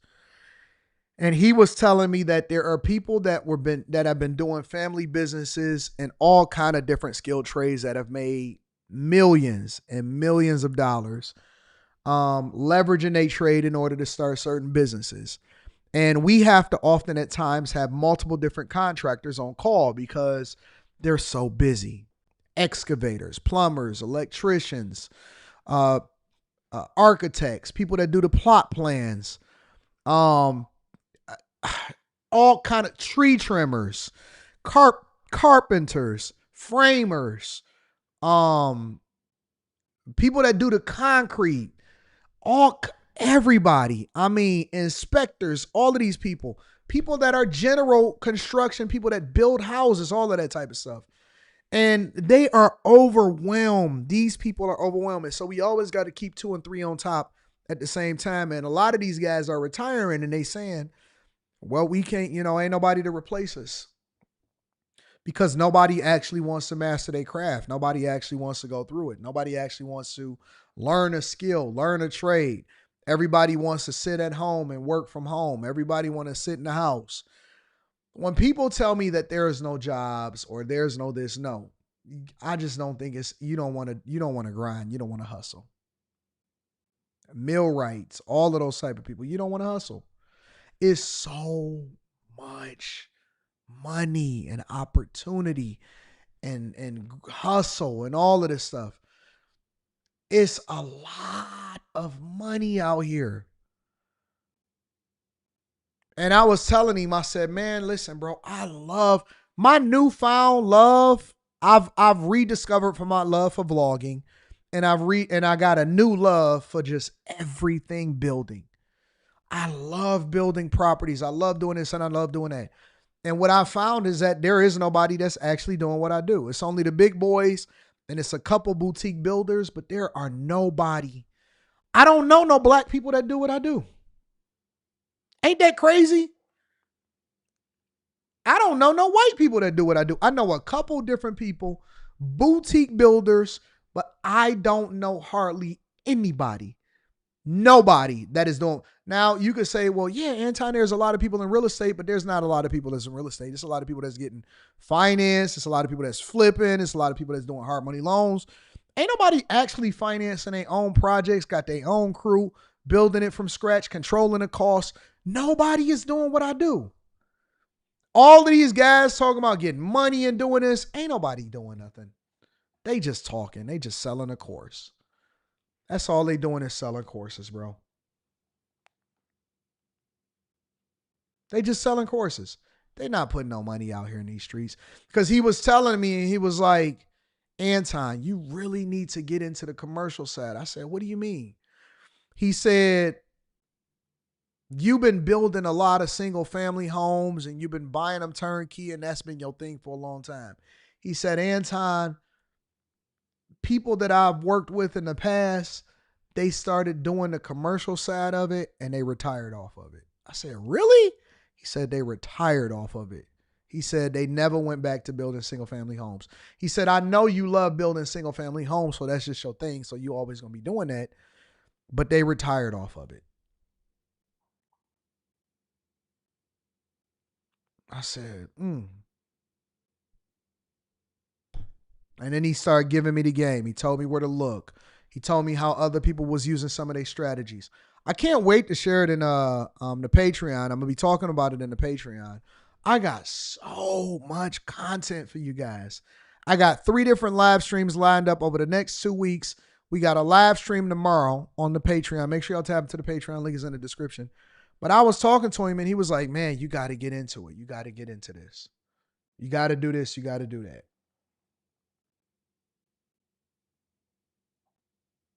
Ain't nobody actually really putting no money up to do this, bro. They not. They wholesaling. They just talking about it. They can't actually show you no receipts of how it is that they doing it. Ain't nobody putting no money up. Ain't nobody putting millions up to actually build homes and not get an immediate return and then allowing for that money to then flow in long term. People not doing that, bro.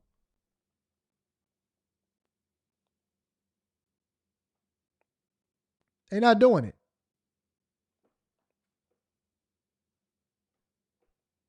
And I thought that I was moving slower than usual. It's just that everybody else is financed to their eyeballs. They got their money all the way to the hilts. Hunter Scott says, I'm in a multifamily industry where the big boys play. Yeah, I know. And I'm looking to get into that, but I'm just slow rolling my way into it because I don't know what I don't know. And that's a lot of money for me to be putting up. It's a lot of risk, and I know that it's going to take a lot for me to be able to get that first one done so that I learn the ropes, because I always got to learn and I got to actually just jump into it. So I'm preparing myself a little bit differently.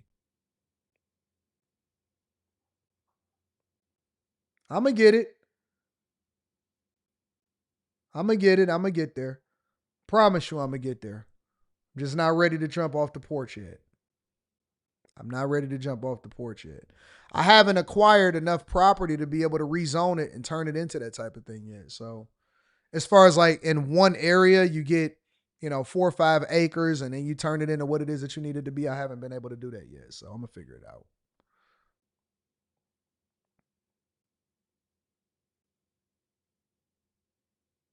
I'll figure it out. And when I get the information, I'm going to bring it to the bag chasers. So anyways, listen, it's been a great show. Let me read some of these super chats. We got after hours tonight. Executive Suite Emily says, ain't nothing wrong, G, with a little day drinking. We just had a little something to take the edge off. We didn't even drink like that. Nothing noticeable. We didn't jump off the porch. I don't get drunk like that. Deacon Weasel says, rest in peace, D'Angelo. Let's save our talent and culture. Malachi Andrew says, what's up with these Etna Bobs in Portland? 50% Simp said, this has been funny as F, bruh. Keep it 100. I thought that these last 2 shows has been hilarious. Buddy 305 Love says, I went to Croatia in 2001. The local was very nice and country is beautiful. I was near the island of Pag in Croatia. It's sometimes called Croatia Ibiza. They party hard there. Well, I'll be there shortly. I'll be there in less than a month. Prison is not worth it. Trust me. I know. Humble yourself before God does it for you. Shout out to Tanea. I love her. Manny Plays PC says, when I was 15, I accidentally broke the windshield of a Mercedes-Benz C-Class. My mom pulled up to my cell like Darth Vader at the end of a Rogue One movie. Never been so terrified in my life. Oh, they arrested you.